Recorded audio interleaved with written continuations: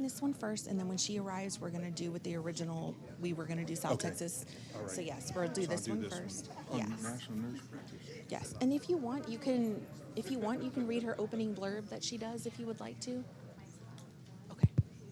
So, however you want to do it. I'll be fine. Okay. Okay. All right. No. I think we've been cracking it.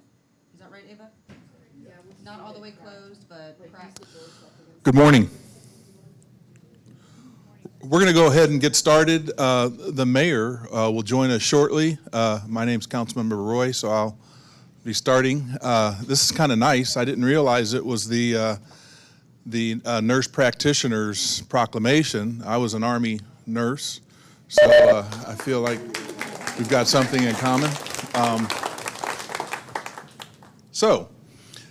Whereas nurse practitioners play a critical role as trusted providers of health care for patients in our state, and whereas MPs work to expand health care access in underserved communities, promote health, equity in care, and improve health outcomes for all, and whereas patients depend on more than 355,000 nurse practitioners in the United States and 23,000 in Texas to diagnose, manage, and treat their chronic and acute health care conditions. And whereas NP provides high-quality primary, acute, and specialty health care services while emphasizing health promotion, disease prevention, health education, and counseling, guiding patients to make smarter health and lifestyle choices every day. And whereas leading governmental and policy entities, including the National Academy of Medicine, the National Council of State Board of Nursing, National Governors Association, and Federal Trade Commission have taken notice of the benefits of providing patients full and direct access to NP-delivered care. And whereas NP serve as the provider of choice for many Texans and play a vital role in the health and welfare of our communities, and Corpus Christi is proud to recognize and honor the service of nurse practitioners to our state. Now, therefore, on behalf of the mayor of Corpus Christi, pursuant to the powers vested in me, I hereby proclaim National Nurse Practitioner Week. Thank you. Who would like to speak? We just wanted to say thank you. We love serving our community. Nurse practitioners are capable and ready to serve the community, as we always do every day, for both your acute and chronic illnesses, whether you break an arm, or whether you are in an urgent care need, or just need refills on your diabetes medications. You've probably come across us, and we just like to be recognized this week. So please thank your nurse practitioner. Thank you. Thank you.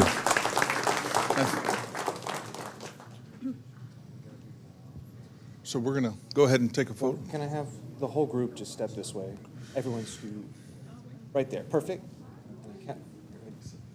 Yes. And then council members. Oh, hey. Good. You guys are all great. And then everyone up here is great.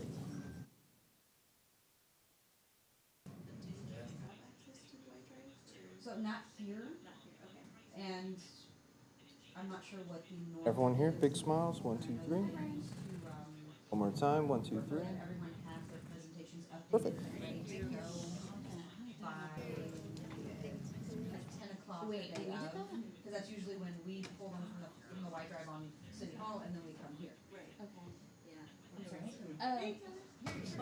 Got it. We're good? No, not you. I'm sorry. I was talking to you. South Texas, yeah. Okay, good morning, everyone, and pardon my tardiness. Let's see, our next proclamation acknowledges the contributions of the South Texas Military Task Force in support of our military community. And I'm super proud to read this wonderful common date. Is it a proclamation? It's a proclamation. Is this? Yeah, here it is. Okay, because this is such an important endeavor. They all are, but our military base and the thousands of families that our base supports and really impacts is just, it's unbelievable. And so thank you all, gentlemen, ladies, for everything that you do, your advocacy. It is so valued. I think you all know how much I love this and being a part of the South Texas Military Task Force. So whereas our local military installations in the Coastal Bend region are critical to the strength of our national defense, and whereas the local military installations provide over 9,600 direct jobs, billions in economic impact, and nearly 20% of the local economy.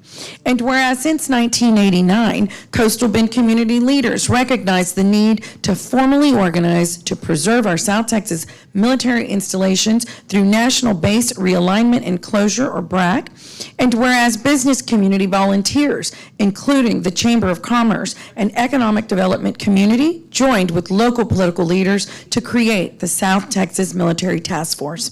And whereas in 1996, the task force contributed to the creation of the mayors of military communities, which then initiated the establishment of the State of Texas Defense Economic Adjustment Assistant Grant Program, or DEAG.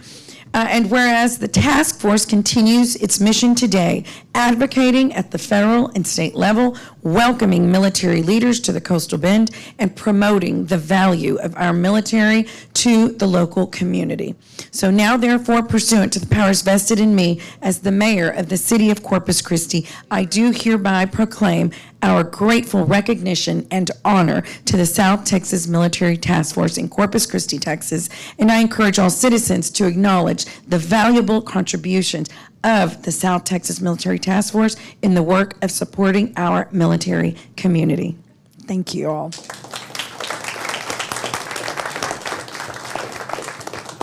Thank you, Mayor. I'm Alan Wilson. I'm chairman of the Military Task Force this year. I want to thank Mayor Guajardo and our city manager, Peter Zanoni. You all have been absolutely committed. It's obvious. It's from the heart. And, you mentioned the billions of dollars that these bases bring. But there's one thing in Corpus that's even adds on to that. We are a community of patriotism. These folks, when we go to Austin or Washington, D.C., it's on their own dime. It's because they love the military. And we're very appreciative of the proclamation. Thank you. Yes, thank you, thank you. And I'll also mention today is the Luther Jones Aviation Conference. So I will be bringing y'all up in my welcome to them, which I'm super proud to do. So thank you all for serving. We really appreciate your work. Let's get together. Yes, step up there, step up. I think we kind of stagger a little bit. You got it? We got it? We're staggered. Perfect, Bob perfect. cannot be seen back there. I have you two just scoot in just a little bit. So if you could go behind, and then Roy, if you come, there we go, perfect, okay?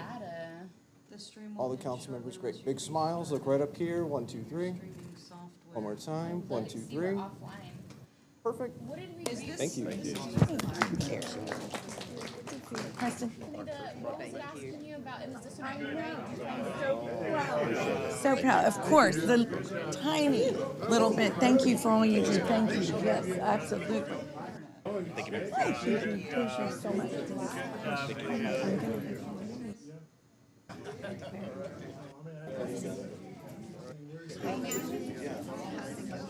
Yeah, I think so. Yeah.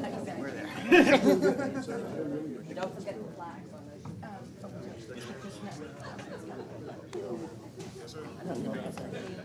Oh, hey guys, I'm keeping the proclamation. We'll take that.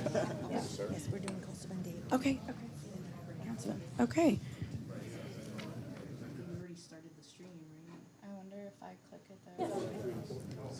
Okay, our next proclamation recognizes the contributions made by the Coastal Bend Community Foundation to those most in need in our community. And Councilman Roy will help me with this one. To use the back up because we had put in the wrong key. Should see it stopped. Whereas since 2009, the Coastal Bend Community Foundation has joined with additional contributors to conduct a one-day online matching gift campaign called the Coastal Bend Day of Giving. And whereas over $28.2 million have been raised in the prior 14 events, each only 24 hours in duration, for local charities providing food, shelter, medical care, child care, and youth prevention programs to those in need in the Coastal Bend. And whereas the 15th Annual Coastal Bend Day of Giving will take place on November 14th, 2023, with 25 contributors providing matching funds of $1.4 million for 62 charities. On that day, the participating charities will be able to raise needed funds and have those gifts matched up to $22,500. No, you do the, oh, no, you do the now, therefore. Sorry. Now, therefore, pursuant to the powers vested in me as the mayor of the city of Corpus Christi, I do hereby proclaim November the 14th of 2023 Coastal Bend Day of Giving in Corpus Christi, and encourage all citizens of Corpus Christi and the Coastal Bend to participate in this event by going online to www.coastalbenddayofgiving.org to contribute and have their donations doubled for the benefit of 62 local charities that provide basic services to those most in need in our communities. Thank you. Thank you. Thank you all. The Coastal Bend Day of Giving is such a gift, we think, to the community and to our area communities. The foundation serves 7 counties in addition to Corpus Christi. And we are thrilled to be able to do this. A little thing I need to tell you is that all the money goes straight out. We don't keep a dime of it, not one dime for 15 years. And it's all our gift from our board and from these matching funders, and we couldn't do without the matching funders. And really the person that makes this work is standing here beside me, Tracy Ramirez. And when we left the office, we had, pardon me, 1.7 million on the ticker already. So we're pretty excited about that. We're hoping to raise 4 million that would best last year, which was 3.8. Thank you. Thank you. Can we stop it? We'll just stop it. Let's try. Perfect. There you go. So that would go. Okay. Big smiles, 1, 2, 3. One more time, 1, 2, 3. Perfect. Thank you all. Karen. Thank you. No, thank you. Okay. Thank you so much.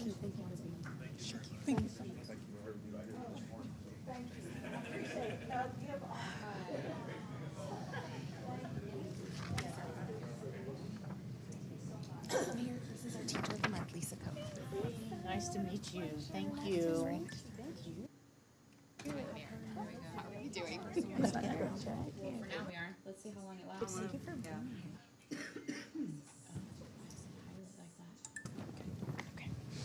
Okay, our final proclamation recognizes or honors, where am I? Both, our Teacher of the Month, Lisa Coates. Lisa, raise your hand so everybody knows. Lisa Coates is our Teacher of the Month.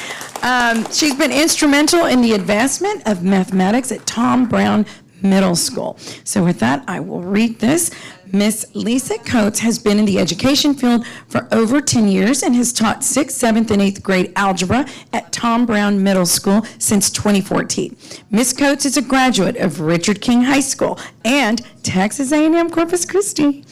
Ms. Coates has worked with programs from TAMU-CC to bring science, technology, engineering, and mathematics, also known as STEM, into math classrooms. She has traveled to various conferences as a representative of Tom Brown Middle School's mathematics department. Lisa is a dedicated teacher who will go above and beyond to see her students succeed. She has currently been one of the top middle school algebra teachers in the district and has elevated Tom Brown Middle School as a successful performing math campus. Lisa Coates is an incredible educator, mentor, and colleague. Tom Brown Middle School and CCISD are incredibly blessed to have you on their team. On behalf of the city of Corpus Christi, we are so proud of you, and we thank you for everything that you are doing for thousands of children. Thank you for your dedicated service to youth. And a $100 Amazon gift card. Yes, would you like that? For 2 minutes. Yes. Okay. Times we didn't. Oh, this is such an honor. I wasn't expecting to speak. First, I want to thank my family for putting up with all the hours that I put in as a teacher on the weekends after school. My principal, my coach, Dr. Pettis, just for being great leaders, always supportive, positive. And to my kids, my students, I believe that every one of them can be successful, and I'm just glad to, elevate them to the level I know that they can be, and I just want them to be good people and good thinkers when they get into the world and make a difference. So thank you.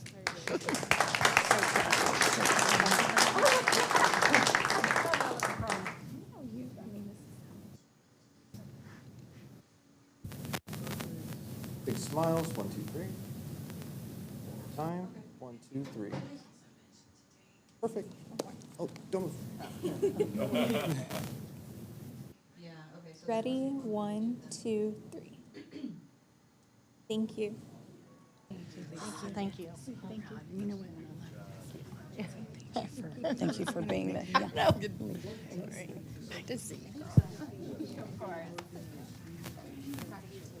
Okay, thank you. Thank you. That concludes our commendation and proclamation hour. Yeah, we have both iPads up, the YouTube one's playing now, the Granicus one's ready to go whenever they start streaming to it. Yep.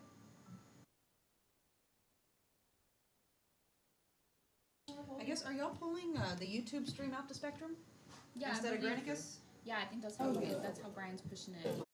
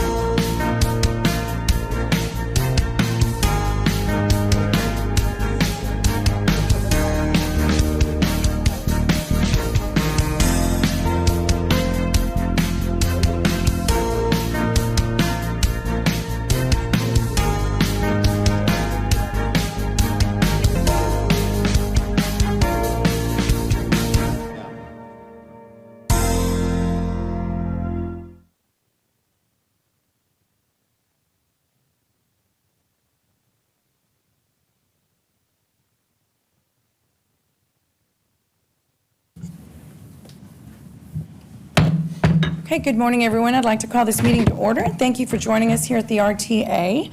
Our invocation will be given by Chaplain Antoine Charles with CCPD. Welcome, Antoine. Thank you. Thank you, Mayor. Let us pray. Father God, we thank you, first of all, for giving us the graciousness of today. Bless each and every household represented here today. Dear God, bless this council as they govern, Father God. Let you be the lead and the guide. We bless your name today. In Jesus' name we pray. Amen. Amen. Amen. Thank you very much. And our Pledge of Allegiance to the flag of the United States and to the Texas state flag will be given by Josh Garcia, who is a senior at W.B. Ray High School. He plays the clarinet and is on the swim team. Please join me in the Pledge of Allegiance. I pledge allegiance to the flag of the United States of America and to the republic for which it stands, one nation, under God, indivisible, with liberty and justice for all. Please join me in honoring the Texas flag. Honor the Texas flag. I pledge allegiance to thee. Texas, one state under God, one indivisible. Thank you, Josh, and good luck with your studies. City Secretary, Ms. Huerta, would you please call the roll? Mayor Paulette Guajardo. Present. Council members Roland Barrera. Here. Sylvia Campos. Here. Gil Hernandez. Gil Hernandez. Gil. I'm here. Okay. Michael Hunter. Here. Jim Klein. Here. Mike Pesley. Everett Roy. Here. Dan Suckley. Here. City Manager Peter Zanoni. Present. City Attorney Miles Risley. Here. Mayor and Council, a quorum of the council and required charter officers are present to conduct the meeting. Thank you, Ms. Huerta. And Ms. Box, would you please read review the safety briefing? Yes, ma'am, thank you. In the event of emergency, we'll exit the boardroom to my right, the council's left. We'll proceed towards the west stairwell, down to the first floor, where you'll exit through the west side doors. Once outside, you'll continue toward the clock tower adjacent to the transfer station. Secretary Huerta will account for all the council members, and I'll be the last one out to ensure everyone gets out safely. 3 things to remember during the emergency. Please do not use the elevator. Please only return once all clear is given. And lastly, if we need to shelter in place, we will do so in the west side stairwell. Thank you. Thank you, Ms. Box. And that'll take us to Section F, our city manager's comments and update on city operations. Mr. Zanoni. Great. Thank you, Mayor. Good morning, Mayor and members of the council. We do have a few things on the city manager report, and this morning we're going to begin with just a quick recap on Proposition A. And I did want to make a couple of statements, and then between Rebecca and I, we're going to talk a little bit about next steps. But just to remind the community and remind us up here as a team that the city, all of the work that we do, whether it's the city council or the city manager and the team, is for the betterment of our community. And that's what we're focused on. That's our goal, is community betterment. So for Proposition A, I believe anyway, and others do as well, that the process worked as it should have. And so we had an idea, and we worked that idea for about 18 months, and that idea included a wide array of improvements for our community, to include a remodeling and expanding of the convention center. It included the private sector hotel. It included the seawall, continued maintenance at the seawall, and included improvements to our parks and our roads and air service. That was the idea, and that was what we worked on for 18 months as a reminder. The city council did what they do, what you all are supposed to do, and you voted to put this on the ballot. And we know there was some potential discussion along the way, and not potential, but discussion along the way to change some of that, but nonetheless, it made it to the ballot. After that vote by the city council, city staff did what they are supposed to do, which is develop an educational program for the community so they could best understand what Proposition A was. And then the community had a chance to vote on Proposition A on November 7, and we know the outcome of that. It was voted down, and that's fine. And so as a organization that's helping to lead this community, we move on to more business of the city. There's a lot of work that the city has at hand. The city council certainly knows that, and anybody following city of Corpus Christi knows that as well, that being the community, our stakeholders, the city staff team. So some of the next steps on the sales tax, which is known as Type A sales tax. We know that as a body we haven't talked about it, and we'll have more time to do that, but some of the next steps include some of the work or some of the input we've heard from the mayor.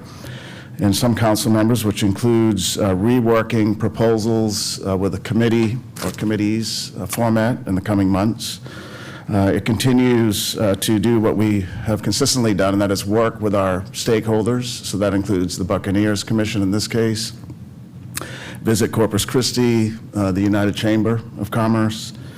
It includes continuing what I consider a strong working relationship with some of our dominant or primary hotel developers and owners. That includes Raju and Ajit by first name. And I have consistently worked with them through Proposition A. In fact, the night before the election, I actually met with them, and I've talked to them just about every day since that, to include all the way up till this morning.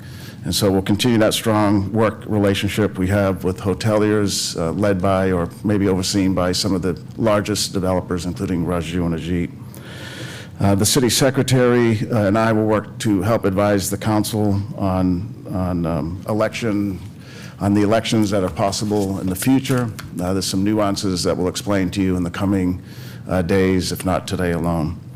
So some of the immediate next steps includes this Friday. It's already been posted, but there's an official city council meeting this Friday to go over the official results of the election, of the November 7th election, also known as canvassing the election. So that's scheduled for this Friday at 9 a.m. It's a city council meeting, so we do need a quorum. And just for the visiting public and the public that like to follow Mr. the city. Zenotti, I'm sorry to interrupt, but that for the purposes of a canvass, state law says two council members okay, great. can count towards that, just so the public is clear. Okay, great. Sorry about that. So maybe we won't see all of you there, but but it is this Friday. But here's a key thing, is that it will be at City Hall on the 6th floor. The meeting will probably last, Rebecca said, about 10 minutes or so. So rather than get everything set up over here at the RTA, it will be at City Hall on the 6th floor in that big conference room up there. So 9 o'clock this Friday, the canvassing of the election results is this Friday. So this can be somewhat confusing, but just to put in perspective, the two 1/8 cent sales tax, the expiration of those two are different by 6 months. So there's 1/8 cent for the arena, and there's 1/8 cent for the seawall. The issuances of debt were different by 6 months. So the expiration was 25 years from when they were first approved or when the tax was first issued. And so the arena, the 1/8 cent for the arena is set to expire on September 1, 2025. September 1, 2025, so not next year, but the year after. And then the 1/8 cent for the seawall 6 months later would expire March 1, 2026.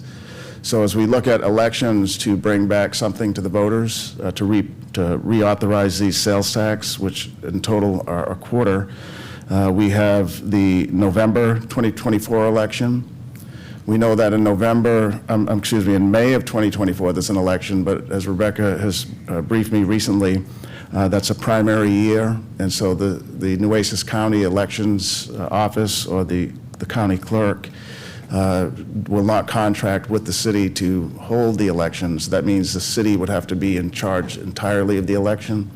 That would mean we'd have to compete with the county to hire election judges, staffs, get equipment. Rebecca feels that the county won't contract with us, so it would be on our own for May. So the May 2024 election. I'm sorry, they don't have a duty to contract with us during a primary election. Right. It would be very difficult because they have a primary election in March and then runoffs in May. And if you look at their election history, they do not contract with any entity. Right. So we'll talk more about that, just giving you facts for the council and the community. So May 2024, maybe not the best time. November 2024, we know that as we'll brief council in the coming weeks, we're going to recommend a bond as a 2-year cycle. So the city's general obligation bond would be, if the council chose, would be on that ballot, as well as the mayor and city council elections. But we still have to May 2025, which is a non-primary year. So that one, if the county holds an election, we could contract with them. And then for the seawall, we can go all the way to November of 2025, since it expires not until March of 2026. So there's a couple of options there for future elections. The key thing, though, is that we know, and we hear, and we were everybody here is smart enough to know that we need some additional input from the community, from our stakeholders. Obviously, the electorate was not in agreement with what we put forward, so we'll rework it and we'll bring it back. We know that there's still a goal, I believe, amongst the community and the council to improve at a minimum the convention center, and then to improve some of our other amenities as well. And so that'll come forward with a lot of input from the community. We actually welcome that as part of our cornerstone, so we're not worried about that at all. So, Mayor, that's just a quick summary in council on kind of the next steps and a recap of Prop A. But again, I think I can speak for the entire council, which is we as a body up here and as a team working for this community have had and continue to have the community's best interests up here in our minds and in our hearts. So unless there's any comments, I'll move to the next item. Leslie? Councilman Pusley. Yeah, thank you, Mayor. Peter, I would like to, and I agree with most of what you said, except for the fact that a number of us wanted to delay this process. Right. I still feel very strongly that we should have delayed it. What we were trying to do is extremely important, and I think we put a number of those things in jeopardy because we didn't take the time to resolve the issues. I asked in this public forum if we had open dialogue with the hotelers, and obviously we didn't because they were came out in strong opposition to this, so obviously we didn't have them at the table. Our Marina Advisory Board came out against the proposition. Number of other organizations here, our own Downtown Management District did not sponsor this and give any backing to it whatsoever. So we had several deficiencies, and I think all of this leads back to the fact that we received extremely bad advice from the company that we contracted with, or that your office contracted with, and that's the Hudden Group. And so I'm going to ask the mayor here as soon as we can to put an item on our agenda to dissolve our relationship with the Hudden Group and move to, we had also voted to do some additional work with them between now and the end of the year, and that be stopped and that we not spend another dime. I'm also very disappointed in our bond counsel and the advice that we received from our bond counsel. I asked a specific question in this meeting about whether or not we could put a term certain on the sales tax, and I was promised that I would get an answer to that, and I never did. And so there were many deficiencies like that from our bond counsel, and so I'm not very pleased with their performance either. So, but the Hudden Group, that 300-page piece of fiction that they wrote became an 800-pound chain around the neck of this council and the city as well. And I think that it is time for us to dissolve our relationship with Hudden. Thank you. Okay. Yeah, thanь you, Councilman. Yeah, Mayor. and no, Peter, thank you for your comments, and I think, you know, at a later time, we will get thoughts together. It won't be in this moment in public comment, and it won't be anything that's hidden, but I think that you, in your monthly meetings that you have with the council members, Right. can get thoughts, and each individual council member's suggestions, recommendations, questions, and then we put that together to move forward. Right. Because I think it's an understatement to say we're tired of the misinformation.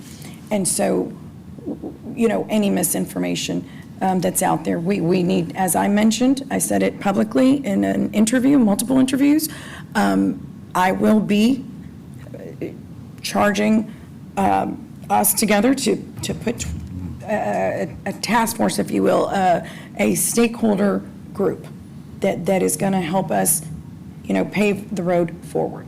And so there's always room for improvement. This was nothing but something that was well-intended.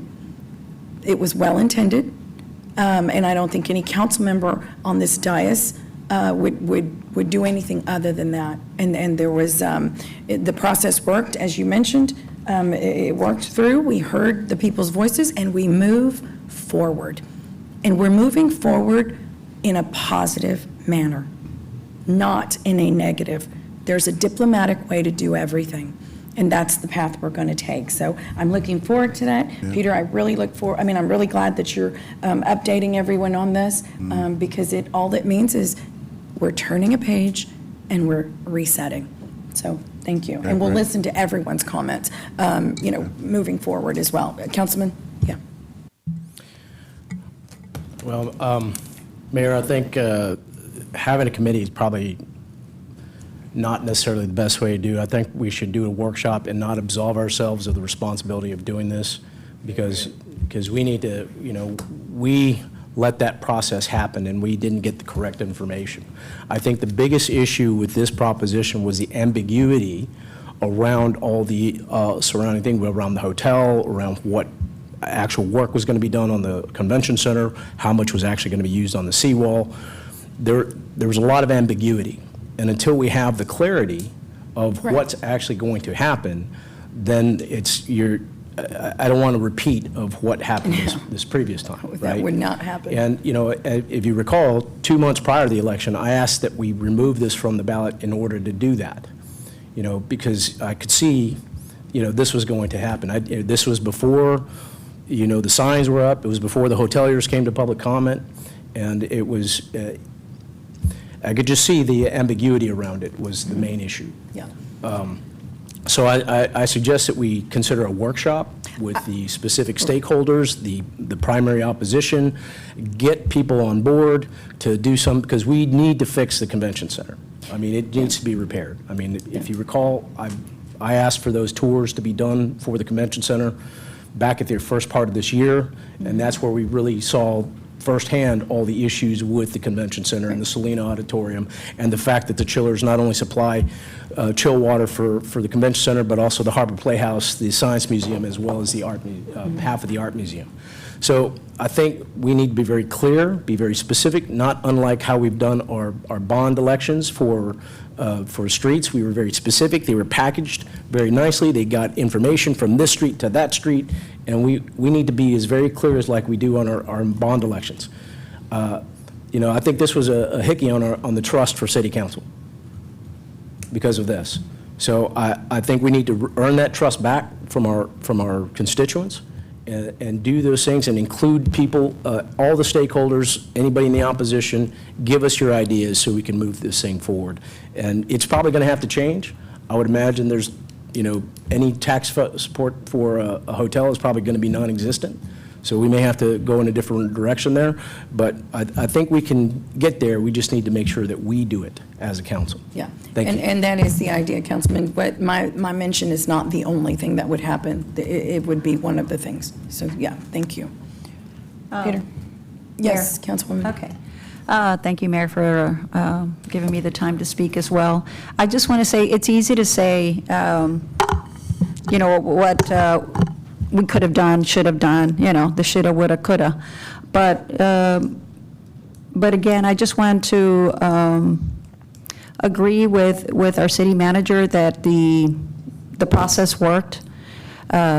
We all, 9 of us were here. We all voted, to put this on the ballot. So if any questions or any issues were there, they should have been raised at that time. But, it's a live and learn lesson that I do believe, and I, as well as the other city council members, heard it from the public, which was, we needed more input. And so we hear you loud and clear. Now, how we get there is going to be, something to discuss. But I do believe in transparency. I do believe that the process worked.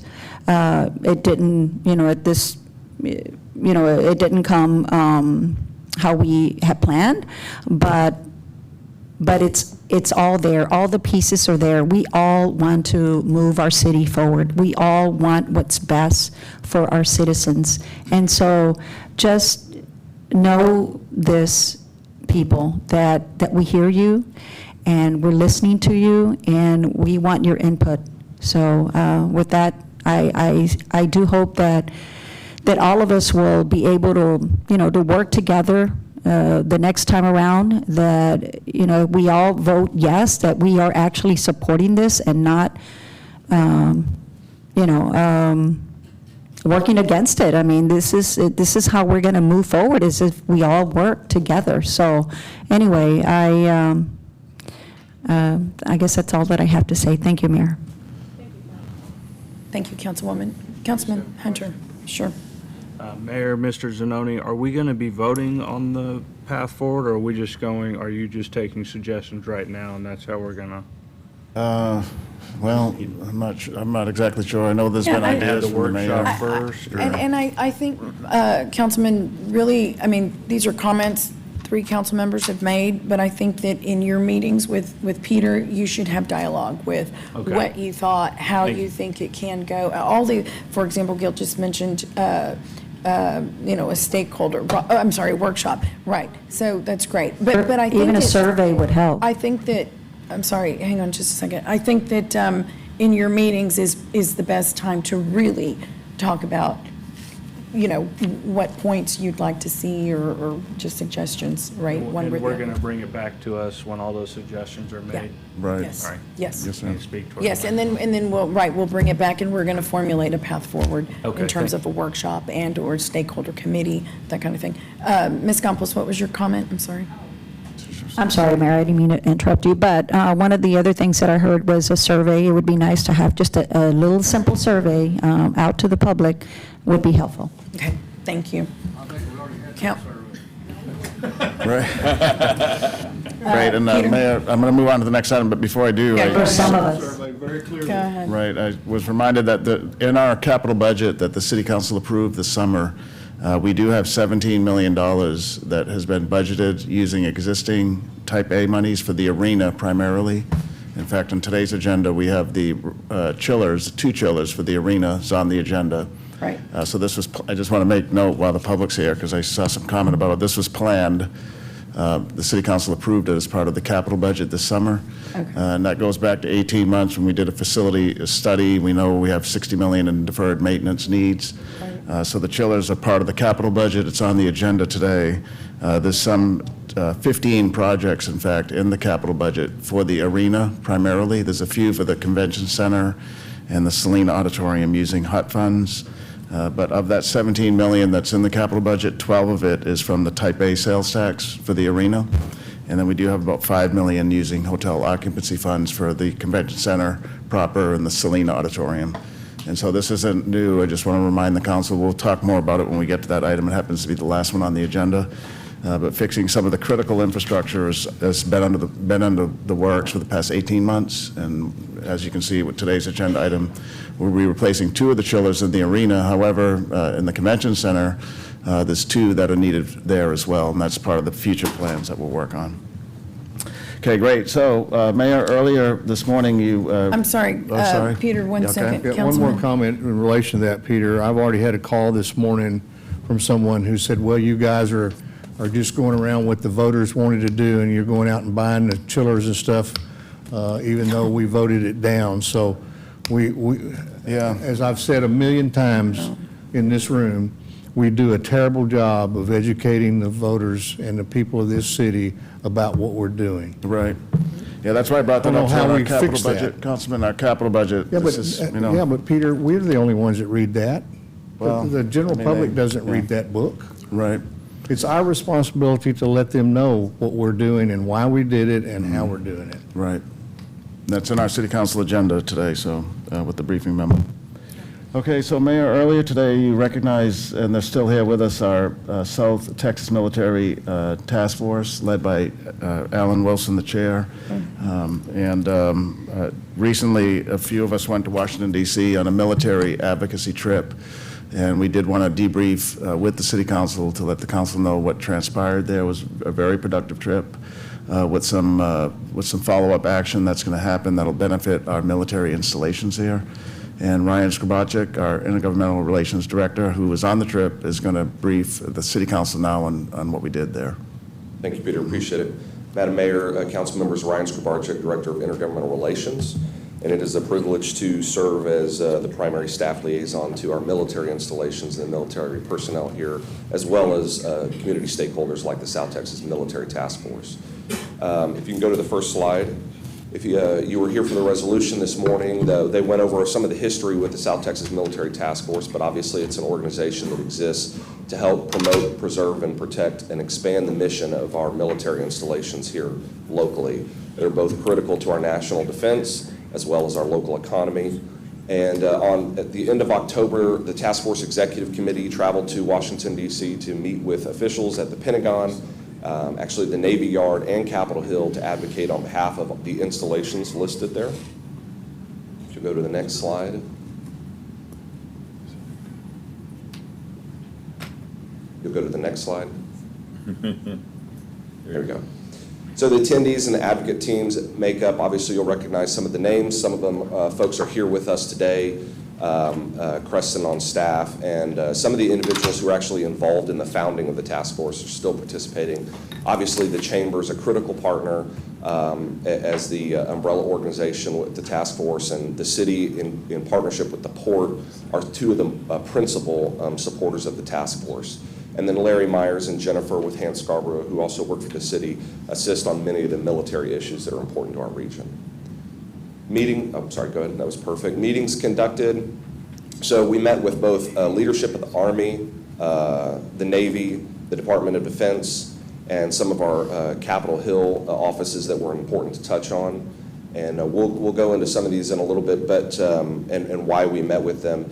In terms of the Capitol Hill meetings, really the Senate meetings were very important. Congressman Cloud, along with a number of other House members who have Army depots in their district, have moved forward a couple of amendments in the National Defense Authorization Act that would be very important to protecting the workload of our installations here. And what we would like to see is the Senate mirror those amendments and move those through. If you've been watching the news, DC's in a little bit of a chaotic moment at this point in time. And so we're hopeful the NDAA will move forward quickly and that we can include those important amendments in there. That's what we met with Senator Ted Cruz and Senator John Cornyn. You'll go to the next slide.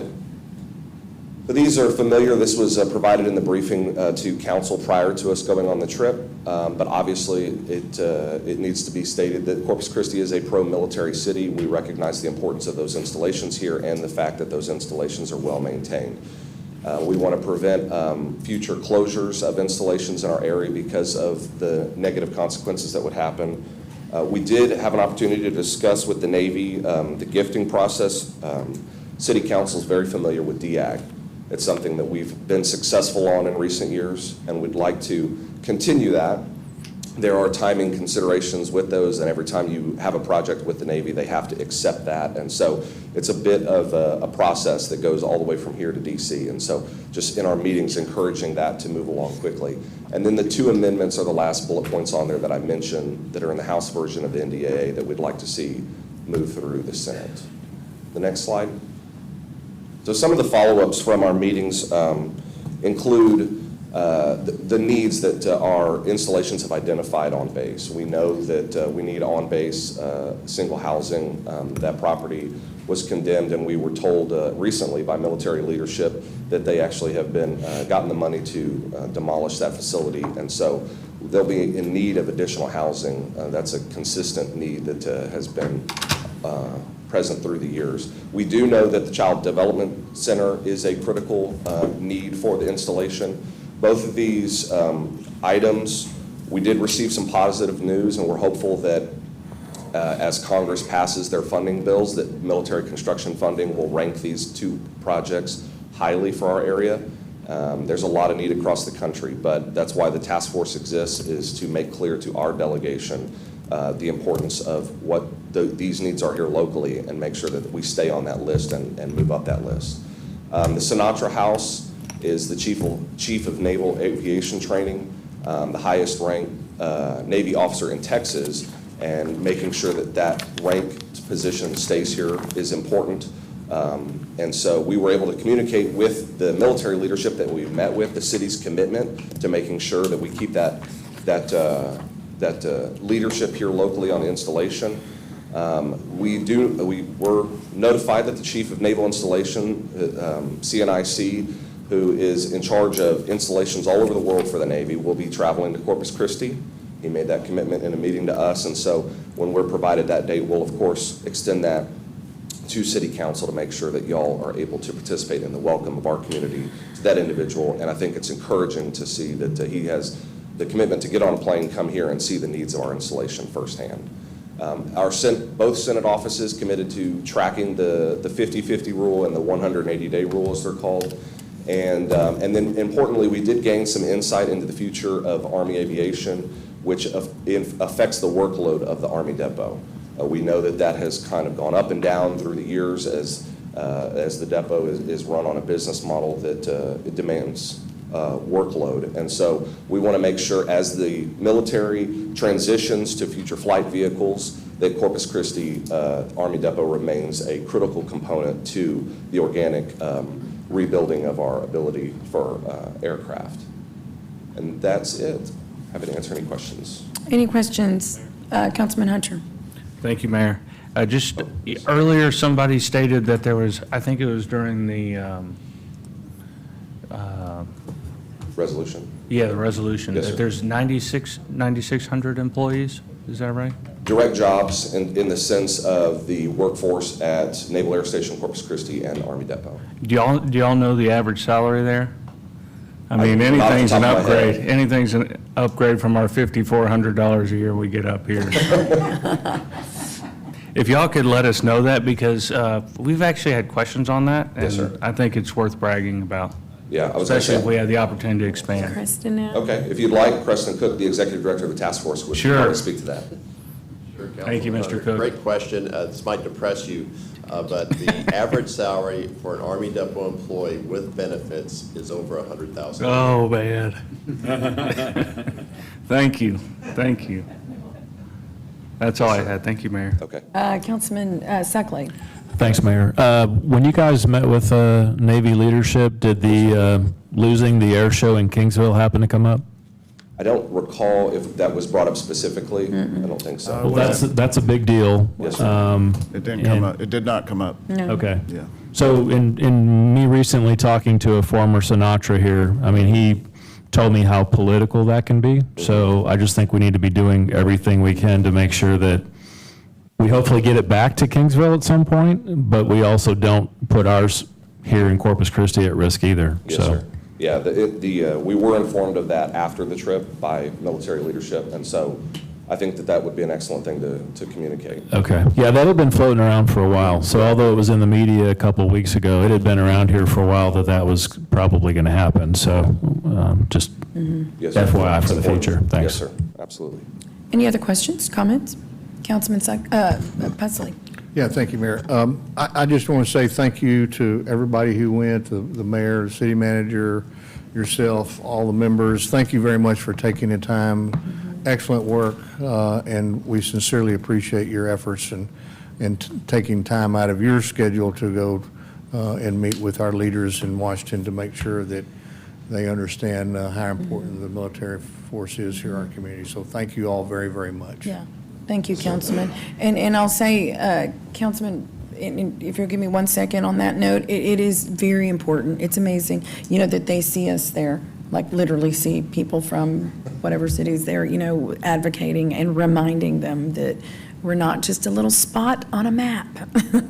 We're not just another military base. We're actually taking the time and effort to go represent this community and the thousands of families that would be affected if we didn't have our naval installation. Councilman Hernandez. Yeah, I didn't see where you met with anybody from the Armed Services Committees on either the House or the Senate. Was that not a possibility? It wasn't. Larry Myers and his team set up the meetings, and we had a lot of fluidity going into the time. At that time, they were still in the process of trying to find a Speaker of the House, and so that caused a lot of chaos on the House side. And of course, we did meet directly with both Senator Cornyn and Senator Cruz, so we were glad to get those meetings. But, Well, neither one of them are on the Armed sir. Services Committee for the Senate. So, I mean, I I think it's an ongoing relationship. Obviously, Larry and his team keep a constant presence there in DC. And given the availability of volunteers and advocates to go up there and participate, they have to do the best at scheduling. Larry actually had to start. I didn't get a chance to do all the research on it. I know there's none in the Senate, but do we have any members from Texas that are on the Armed Services Committee for the House? I'd have to look up, I don't know off the top of my head. But Okay, so. yeah, Henry Cuellar. Okay. Yeah, we did meet with Henry Cuellar's office, yeah. Okay. Well, whatever that is, I mean, that's where the decisions are made in the Armed Services Committee. Yes, sir. So it's kind of like anything else that we've had this discussion. Once it's up for the committee to review, you're kind of behind the 8 ball. Yeah. You need to get it beforehand. Yeah, absolutely. So we've been on top of that process on the House side, and so it's a good suggestion. We'll continue that messaging because it's important. I should thank actually the task force, the volunteers, Larry. It's only, I think, by the constant nature of their trips over the years to DC and the regular communication, we were able to even get some of these meetings, particularly with military leadership. Yeah. Not every community goes to DC, is what we were told when we were there. So it is something that we need to continue to do, and I think as we do that, in my time with the city, I hope we diversify, obviously, the meetings we take advantage of over there. Well, you also have 2 veterans on the council, myself and Councilman Roy. So, I mean, if you're in any need of getting someone involved from that end, it could at least have some, camaraderie with whoever comes in. I was in the Navy, he was in the Army. Yes, sir. So we have both sides covered. Yes, sir, absolutely. Thank you. Thank you, Councilman. Thank you, Yes, Mr. ma'am. Skrabarczyk. Thank you. Thank you, Ryan. Mayor, I believe you'll break for citizens now, and then It we'll is, come back yes. with just a few other items. Thank you. It's 12 noon, so we're going to go to public comment, section G. Mr. Risley, would you please recite the rules of decorum? Citizens are authorized and encouraged to present their views to the council on city-related matters. However, such should be done in a factual, precise presentation, and questions of council or staff are inappropriate. Loud, boisterous, profane, or obscene language or behavior is not allowed. Thank you. So individuals will be called upon in the order in which they signed up electronically. In-person public comments will be taken first, followed by virtual public comment. Corpus Christi residents will take precedence over non-residents. And for those commenting in person, I'd just like to remind everyone that a recording is being made of the meeting. Please speak into the microphone located at the podium. State your name and address prior to beginning your comments. There are 2 opportunities in which you can make public comment. One is at this time, and the other is at the time we actually hear the item, so please choose one. Citizen comments are limited to 3 minutes, while non-resident comments are limited to 1 minute. And for those commenting in person, there is a timer that will sit right in front of our city secretary that will let you know exactly how much time you have left. If you'll please wrap up your statement and comments when you hear the buzzer, we would greatly appreciate that. And if you have any petition or any information that you'd like for us to have, if you'll please hand it to Ms. Huerta prior to your speaking so she can hand it out to us. So with that, we will start with Preston Cook. Thank you, Mayor. And thank you for the resolution for the South Texas Military Task Force. I think it's the first resolution supporting the task force that I remember in the history of the task force since 1990. So it was an honor to receive that today. Also, thank you for your support of the South Texas Military Task Force. I know you have an agenda item today. Sincerely hope that you continue to support us in the future. Our mission is to protect, promote, and communicate the value of our area military installations. And why do our military installations need protection? They defend our nation, that's their business, but they are still vulnerable. They're vulnerable to funding cuts, decreases in workload. For example, Naval Air Station Corpus Christi right now only receives 70% of its required maintenance dollars to keep the installation going. Excuse me, Preston, Yes, sir. Can you speak a little closer to the microphone? People I can't certainly hear. can. Yes, sir. Yes. Great, thank you. Naval Installation Corpus Christi only receives 70% of its maintenance dollars every year. That's one of the reasons that we visited with the Chief of Naval Installations Command and in Washington, and why we invited him here to Corpus Christi. And we're glad he's visiting next month. You might not know that CCAT operates as a business. They do not receive federal funding directly every year. They have to operate on profit or loss. They compete with the original equipment manufacturers of the helicopters to do helicopter repair work. And frankly, the workload at CCRAD is decreasing right now. And that's one of the reasons we meet with members of Congress. We keep our eyes on the National Defense Authorization Act just to be sure that the depot has enough workload. We talked about the 50-50 law and increasing transparency of that.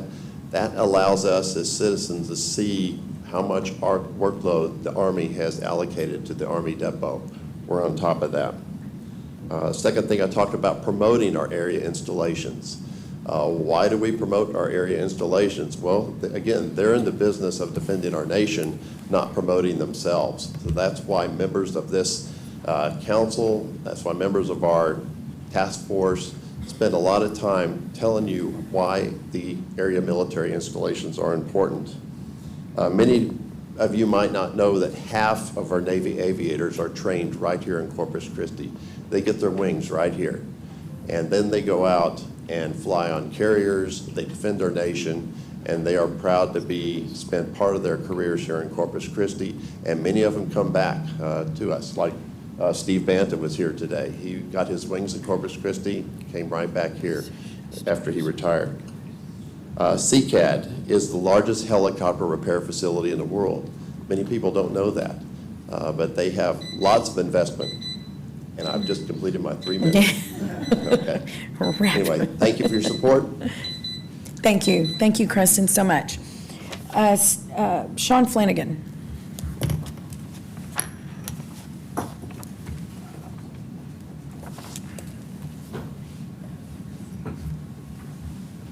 Sorry. You want me to get it?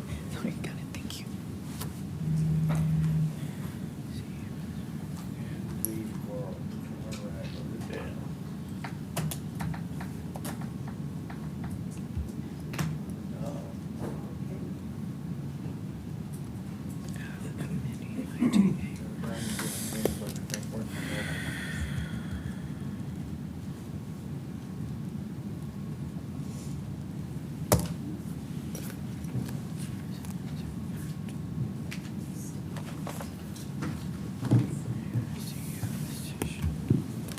Oh, yeah. Sorry, not you.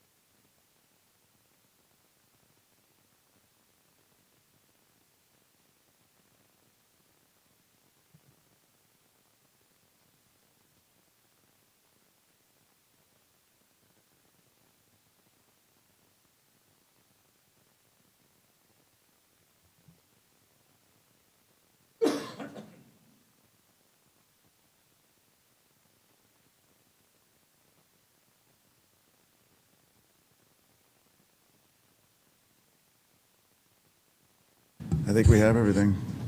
Mr. Flanagan, yes, sir. All right, yeah, my name is Sean Flanagan. I live at 4218 Herndon Street. I have a master's degree in curriculum and instruction with an emphasis in reading, 38 years of coaching and teaching experience. I had heard there might be some problems with some of the books in the public library, so I looked one up.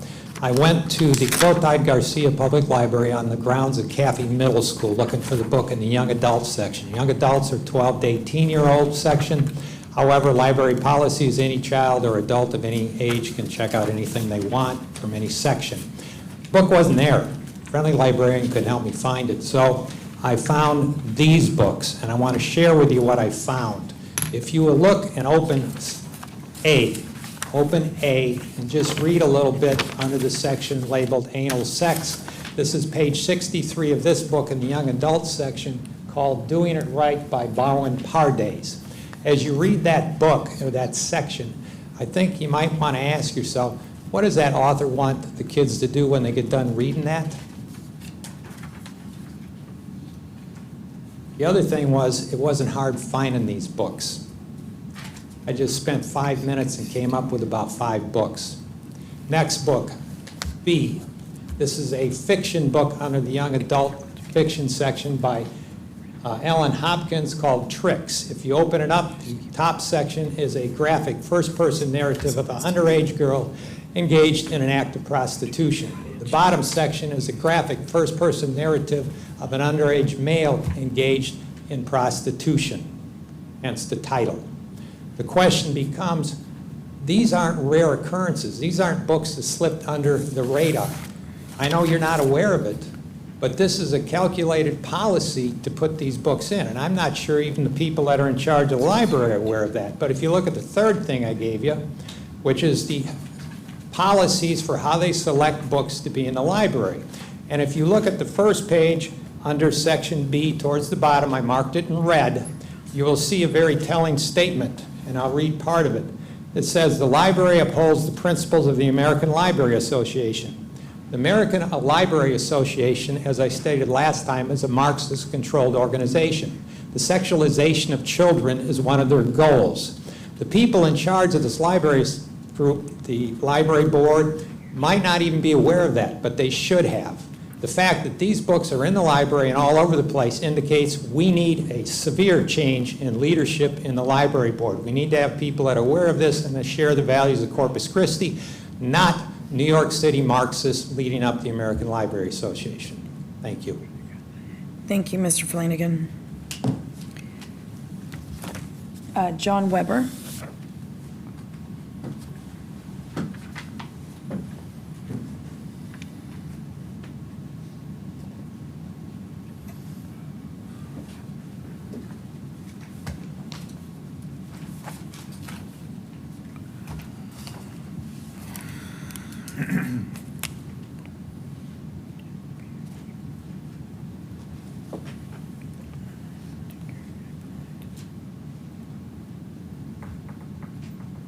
John Weber, 609 Naples Street.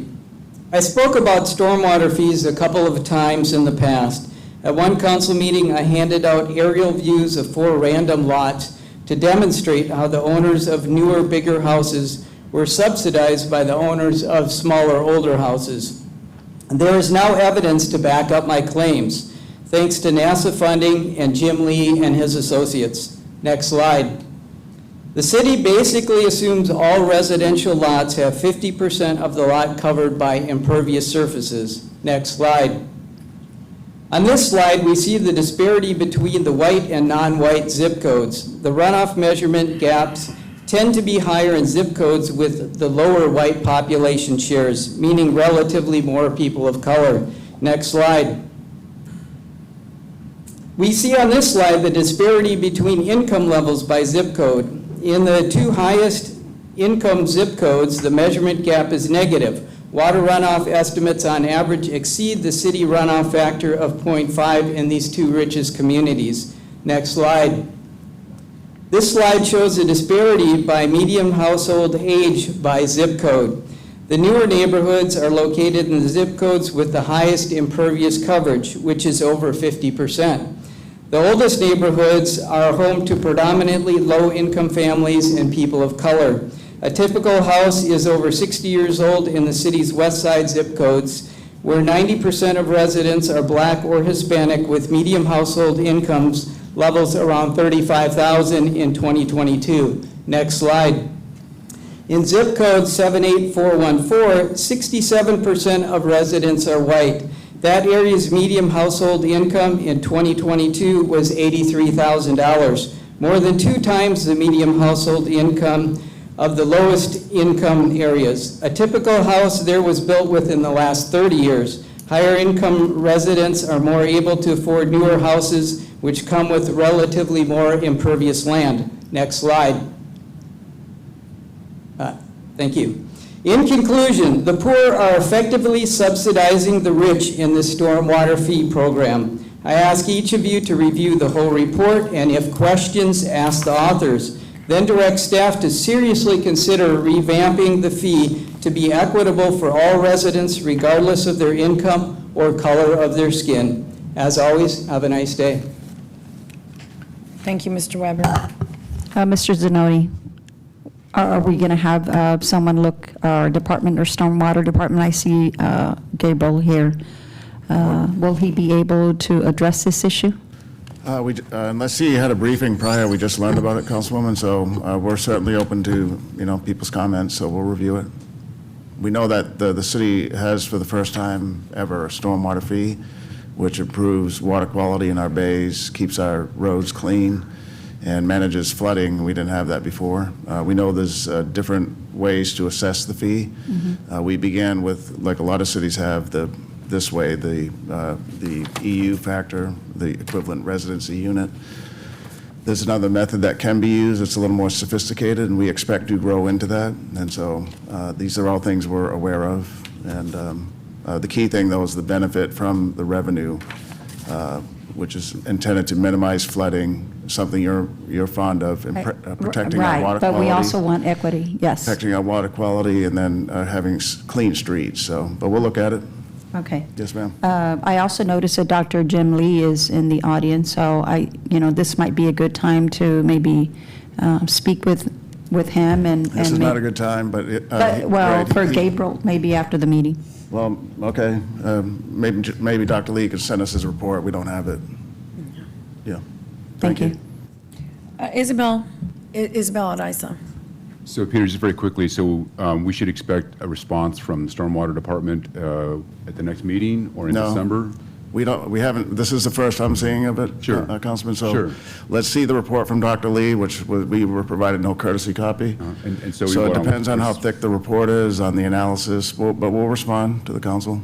I can't say right now or next meeting, because we don't know anything. Right, from Dr. Lee, we never saw it.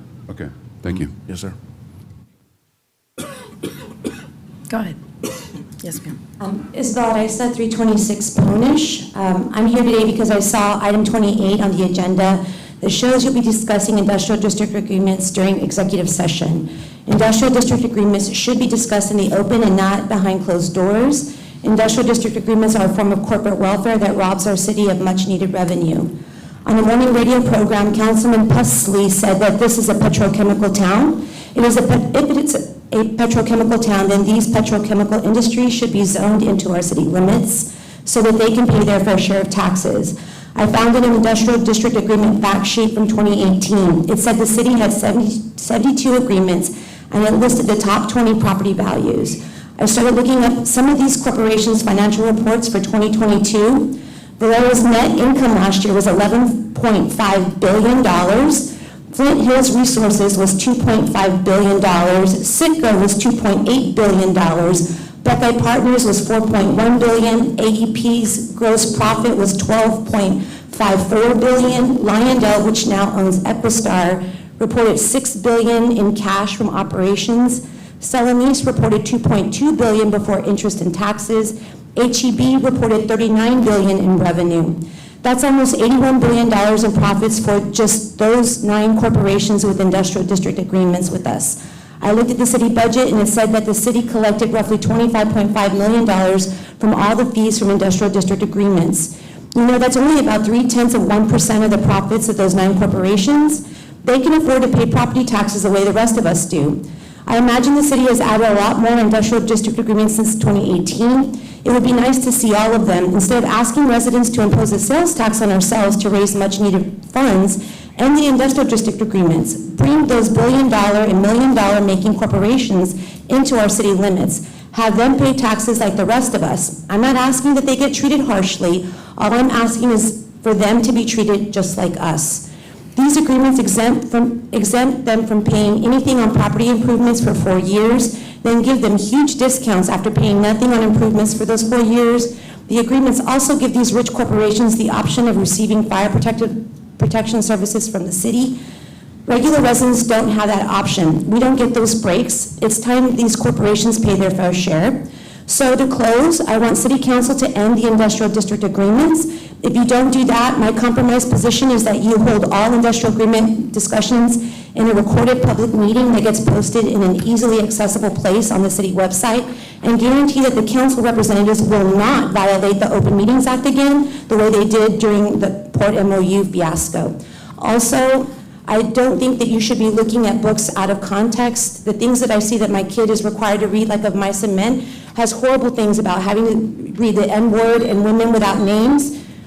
Let people have access to the books. We're a democracy. Freedom is freedom. Thank you, Ms. Arasa. Robin Sandbach?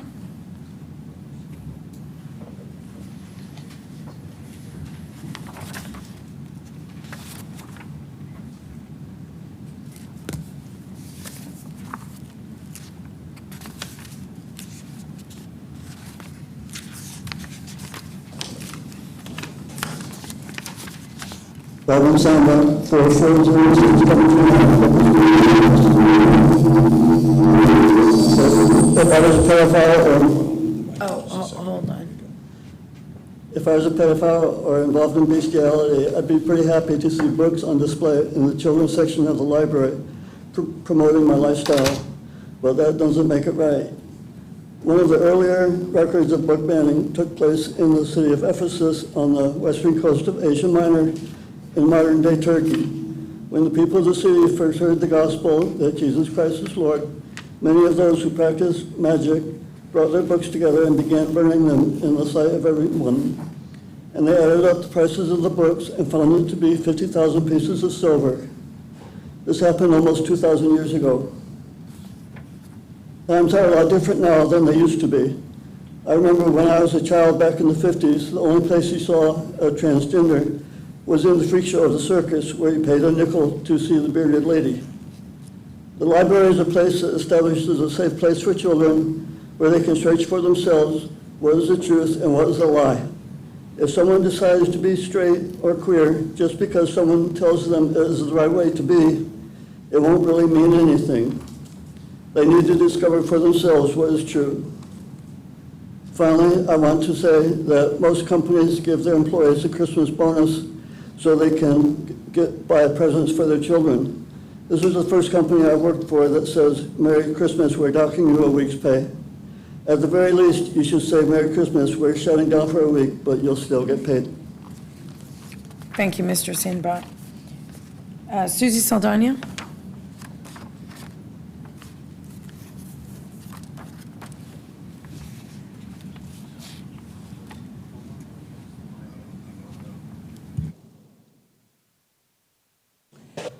Susie Luna Saldana, 4710 Hackle.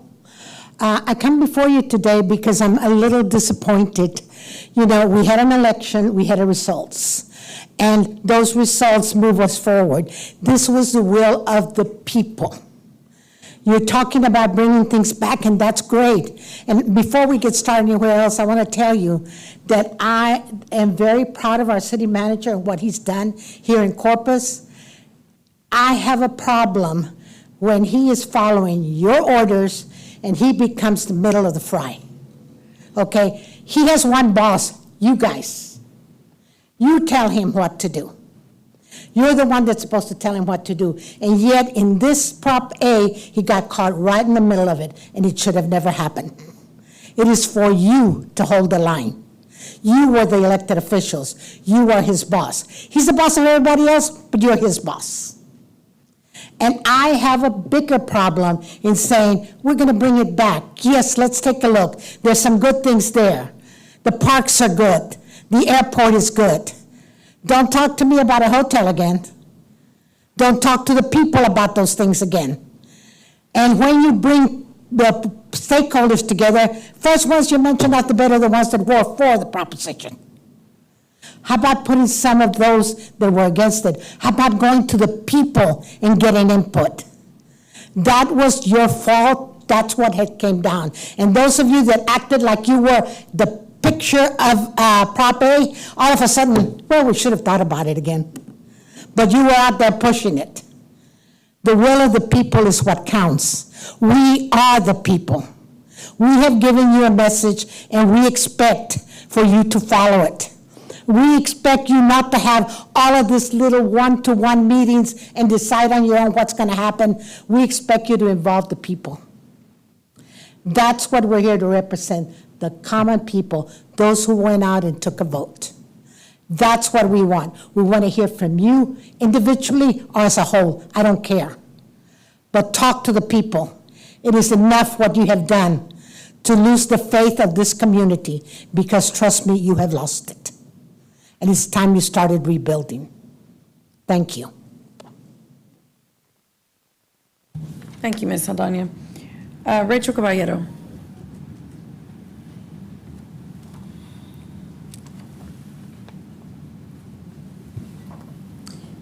Good afternoon, elected Rachel Caballero, 522 Hancock. Good afternoon, elected community representatives and community paid employees. I tend to get unsolicited advice or critiques from people who have just started watching meetings. Good, bad, and indifferent, it is always received. One of the common pieces of advice is I should come up here and be nicer and more positive. In my head, I always think when that day is warranted, I will. Well, guess what? Today is that day.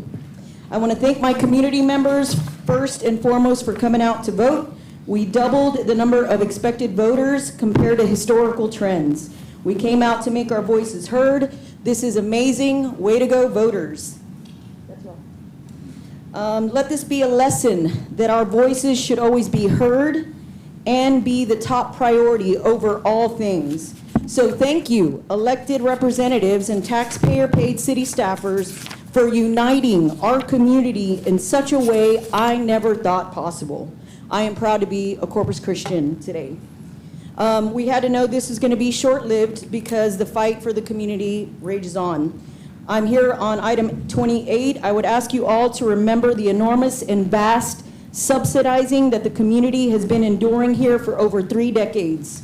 This is via unfair water rates and unpaid tax rates. It is time that this community is no longer forced to subsidize multi-billion-dollar for-profit corporations that are utilizing the majority of our water at 84%, while the community only uses 16%. Even after 3 days of rain, we are still being held hostage at stage 1 water restrictions, while heavy industry users don't even come into play until stage 5. You say that they are voluntarily cutting back, but how can we truly know? Prop A wasn't for a convention center hotel either, right? Prop A was a disaster. Learn from it and hear us. It is time to go back to protecting this community, its assets, our water, and our land. When meeting in executive session today, make sure these industrial district agreements aren't going to turn us into an industrial dumping ground.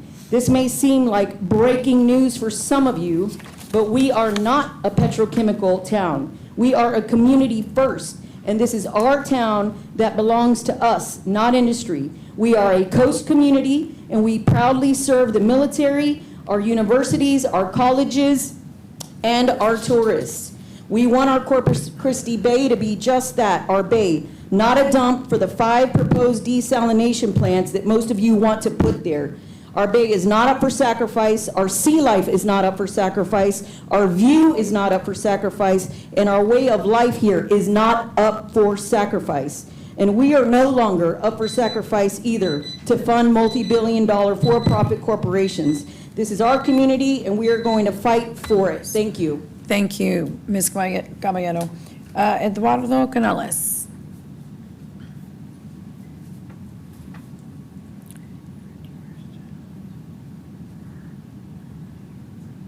Thank you, Mayor and City Council. On Prop A, Eduardo Canales, 7021 Bevington Drive, 78413.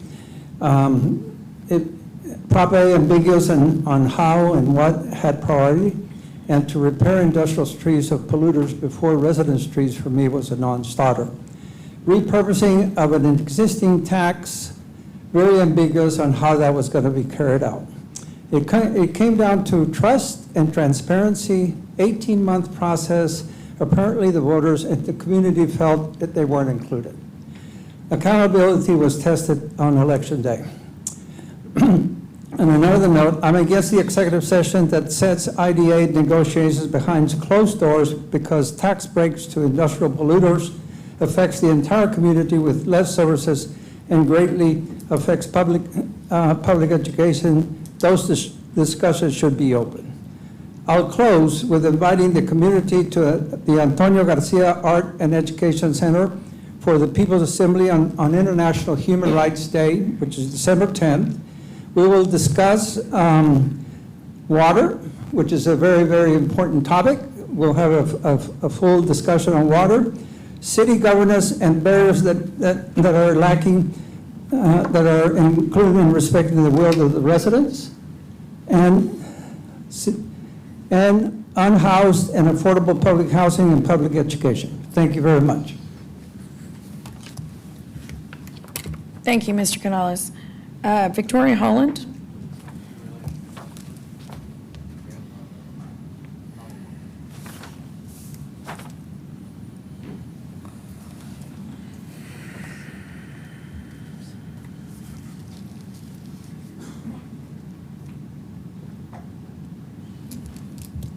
Thank you, Madam Mayor. Thank you, Council. Thank you, City Manager. I want to talk about something which is very personal to me, and that is, once again, our libraries. Can you state your name and address, Sorry. please, I'm Ms. Victoria Holland, 235 Ohio Avenue. Sorry. When I was 12, a librarian who knew me very, very well, and thought I was smart, thought I was mature, gave me a book that at that time was in the young adult section that she thought would be good for me to read, and that was Sylvia Plath's The Bell Jar.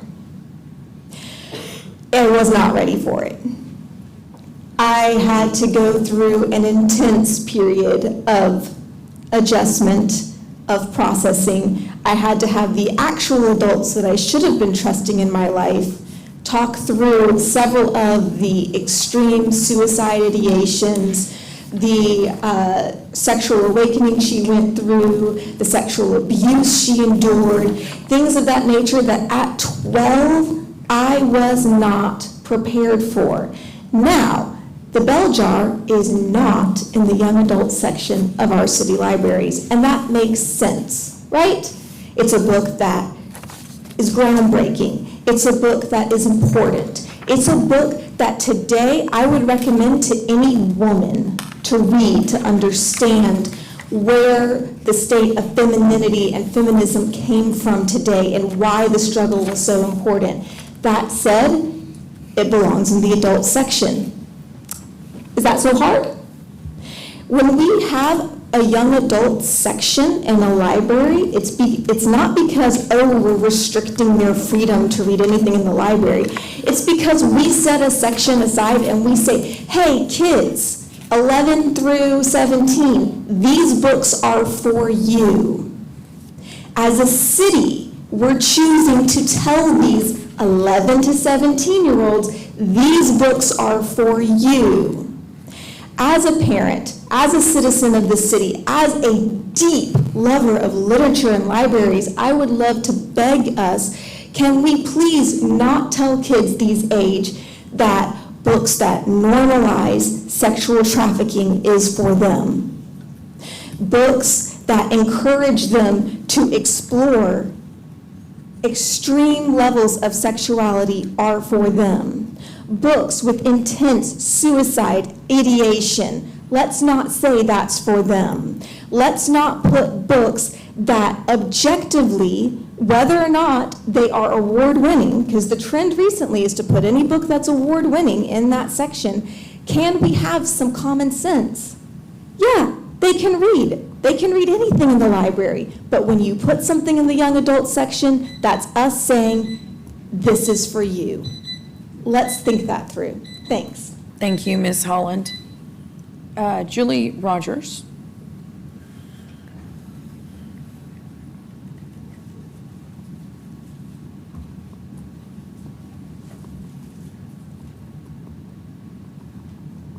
I have something to hand out real quick.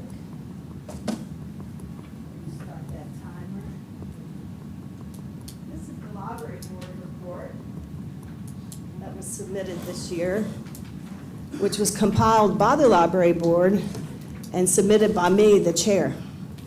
I've served on the library board. I live at 710 Furman in District 1. Thank you.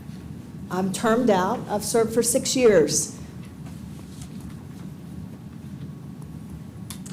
I was nominated by Carolyn Vaughn and then appointed by you all. I want to start today by not only introducing myself, but being positive and thankful. We do have a lot to be thankful about, and we should be positive about things. I didn't really want to be here, so excuse me. I don't have a lot prepared. But in the spirit of Veterans Day and Thanksgiving, and in the reality of the world being on fire, I ask respectfully and thoughtfully that we get along together. Sometimes people ask me, why do you do what you do? And I say, because I'm from Memphis, Tennessee. And in 1968, our city was on fire because Dr. Martin Luther King was assassinated. And I was 8 years old, and I remember people saying, they're coming after us, and other people saying, they're coming after us. And I asked my parents, who is them? And I've dedicated the rest of my life to making sure that there's not an us and not a them. That's what our country's about. We have a right to our opinions, but we don't have to be so negative and nasty toward each other. Please.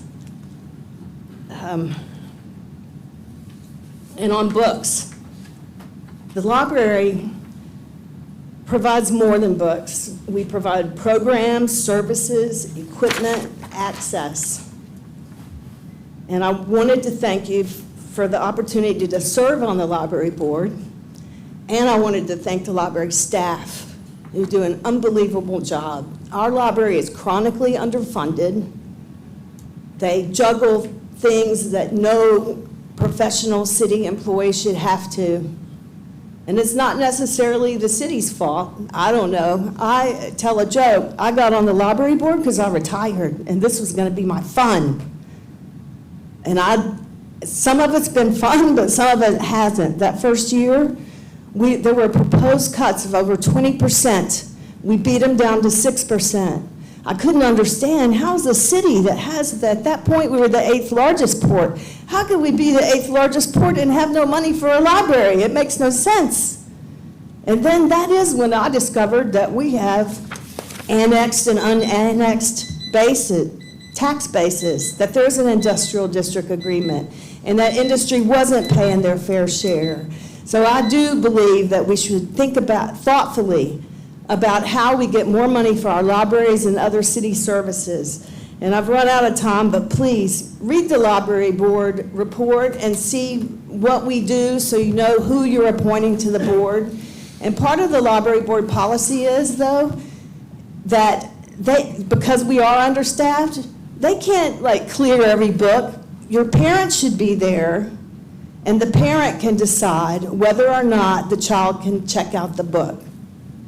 We talk a lot about parents' rights, and the parent has a right to decide what the child will read. The city does not.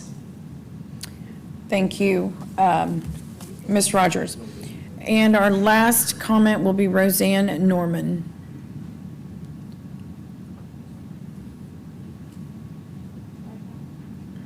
May.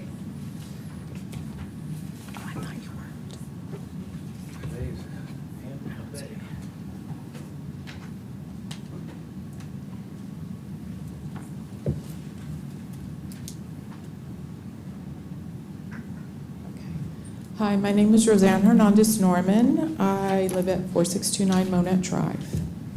I've lived here most of my 60 years. I'm a special ed teacher, but mostly I'm a mom. And the other week, my children and I went to the Garcia Library. They had a very nice event called Minute to Win It. And while they were in there playing, I went and took a stroll around the library, and I picked up a book called Genderqueer. And it's coming around, the images, I couldn't read them because they're obscene language is not allowed to be said here in public, but apparently it's okay for kids to pick it up and look at it. For those of you who don't see it, I'll show it to you afterwards. There are a lot of books out there that are inappropriate for young kids. Let's see. let me get back to my notes. Okay, so I was asking myself, is there any oversight? Who is allowing this to come into the libraries? Oh my goodness. So I was talking to a friend and she said, you need to run for the library board. So I said, okay. So I put in an application and then she said, well, honestly, you probably won't get on because if you are a conservative, you probably will be weeded out in the committee. So I just want to ask you all to consider that all of you could see all the applications just this one time and to do away with that subcommittee level and allow anybody who would be more representative of the community to be put on the library board because, like I said, conservatives are weeded out at the primary level and you all don't get to even look at them or vote on it. This is what I've heard. Yeah, I think we need a statement of fact on that. Please, Ms. Huerta. Not true. Ma'am, there's no subcommittee that reviews the applications. They're provided, all applications that are turned in by the deadline, and of course the people have to be eligible, residents of Corpus Christi. Those applications are given to the council in their entirety, and the council makes the decision. Okay, there were 20-some applicants. Is that what you all have? There's multiple. Yes, ma'am. I don't know how many, but there are multiple. Okay. With resumes and applications. I guess I was misinformed about that, but I am really very willing to serve. Thank you. Thank you, ma'am. Ma'am, I'm sorry, what was your name again? I apologize. Roseanne Norman. Roseanne Norman.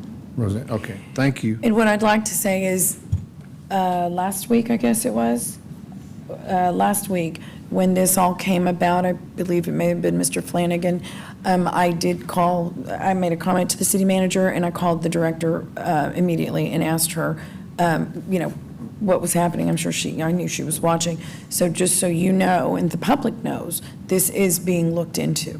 Exactly how, some of your questions exactly, who picks the books, how is that process, how does that move forward in each individual library? So there is, I don't know if I want to call it an investigation, but they are looking into all of this at this point. Mr. Zanoni, I don't know if you want to comment on that. Mayor, I just want to add that, so our library director, like many of all of our executives that oversee our 29 different lines of business, has extensive experience. So Laura Garcia has 30 years of experience. I did want to remind the community that our library system is nationally accredited, and that's just not given out. So it follows national standards on protocols in libraries across the country. Having said that, Laura is, as you mentioned, Mayor, looking at some of the comments that have been made, including today's, and we'll have a report for the council that provides her perspective. Great, thank you. Thank you. So did the pictures get all the way around? Yes. Oh, yeah, well, they're right here, sorry, yeah. Yes, Just another statement of clarification. There are some committees that we get recommendations from. It's not a subcommittee. Okay. But for example, if we have the Visit Corpus Christi, they recommend people to be on their board. I'm not sure if that happens with the library board, but it does happen with other committees. So somebody told you that? The Visit Corpus Christi is by contract. So for city-related committees, there's only one that I know of that where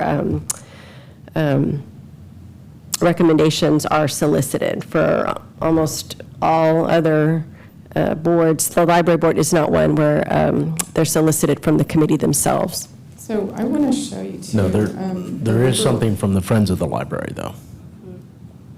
This is just the. There are recommendations Library. from the Friends of the Library. Yes, that one entity does Maybe that's what she was provide it. referring to, the Friends of the Library. Okay, so I don't if they know. don't pass that, then That- So I was just going to let you all know how many books there are out there with, and this is just letter A, B, and C.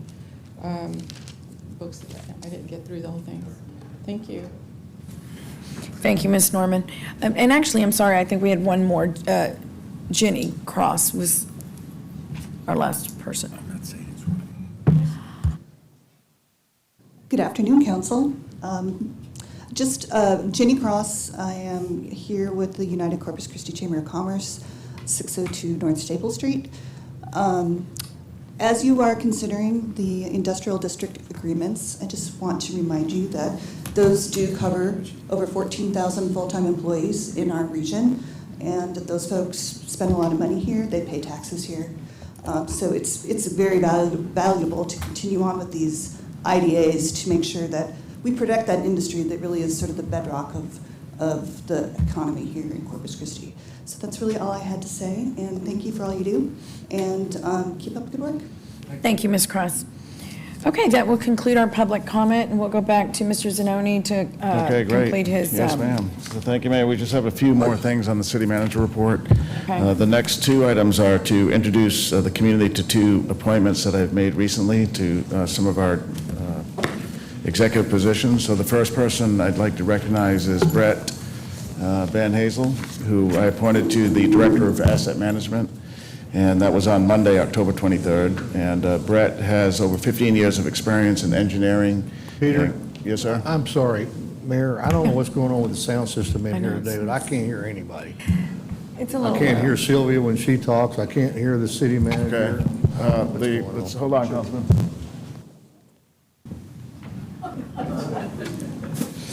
I said, yeah, but I think mine is selective. Sometimes that's very true.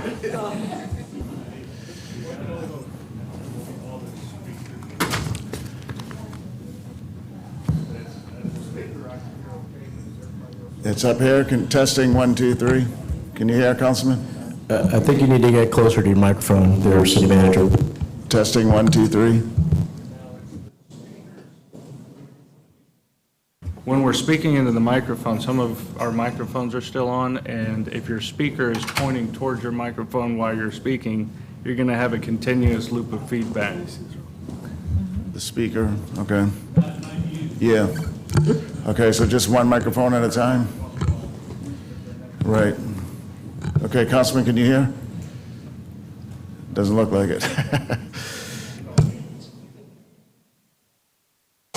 Testing. Can you hear? You can? Okay. So let me introduce Brett Van Hazel. We all know him. He's been with the city for 4 years, but I appointed him recently to the Asset Management Director. Before this appointment, Brett did serve as the Assistant Director for Engineering. That's our Capital Program Delivery Department. And he oversaw there in that capacity all construction related to our bond programs and other significant capital improvement projects. Brett holds a Bachelor's of Science from Florida State University and a Master's of Science from Western Governors University. And in his 4 years here, he did complete his Texas professional engineering license and is now a certified engineer in the state of Texas. So, Brett, we want you to say a few words to the team here. Yeah, so as Peter said, I'm Brett Van Hazel. Over the last 4 years, I've been serving the community in engineering services over all the construction. It's been great. Love to be a part of the city. I'm excited about my new adventure here with asset management and continuing serving the community. So if you need me, you know how to reach me. I am still helping engineering services somewhat as the new assistant director gets acclimated with the department and the projects. So if you feel the need, you can absolutely call me and I'll do my best to help you out. But I'm excited to take this new appointment. Thank you. Thank you, Brett, and congratulations. Yeah, thank you very much. Thanks, Brett. Okay, and then our next executive is Cecilia Orozco, and I recently appointed her to the Assistant Director of Communications. And Logan Cobb's our director's here with her this morning, let's see, Cecilia has over 8 years of communication experience in the Coastal Bend region, and she joined the city in 2022 and served as the marketing manager for our communications department. In that position, she was responsible for directly overseeing the city's social media platforms, designing and executing marketing campaigns, and planning and managing city events. Cecilia has both of her degrees right here from Texas A&M, Corpus Christi. She has a Bachelor of Science and a Master's of Business Administration. Cecilia, say a few words for us this morning. Yes, ma'am. Thank you, Peter. And good afternoon, I guess, Mayor and Council. It is a great pleasure that I address you today as the newly appointed Assistant Director of Communications. As a Corpus Christi resident for the past 20 plus years and a proud Islander alumni, I am incredibly honored and excited for the opportunity to serve in the community in this capacity. As Assistant Director, I will see two critical divisions for the Communications Department, the 311 call center and the Marketing Division. Our team has made remarkable strides over the past year in developing a multi-channel communication strategy that ensures equity and inclusivity for our citizens. From innovative projects such as the Coastal Cocina educational cooking show, which you might have seen, the addition of analytic capabilities to evaluate our effectiveness, to our call center that serviced over 227,000 residents with an average wait time of a mere 27 seconds this past fiscal year. Our team is committed to excellence in all aspects of community engagement. We also have been very instrumental in not only increasing our interdepartmental collaborations, but also nourishing our external relationships with our community partners. In light of these efforts, I would like to remind each of you that the Colsaven Contracting Summit is a little over 2 weeks away, which is an event that is hosted by our procurement department, along with our co-hosts, the Del Mar College Apex Accelerators. And I hope each of you can attend, as it should be on your calendar. So with transparency, openness, and accountability, as my guiding principles, my utmost priority will be to strengthen the relationships between our community and the organization.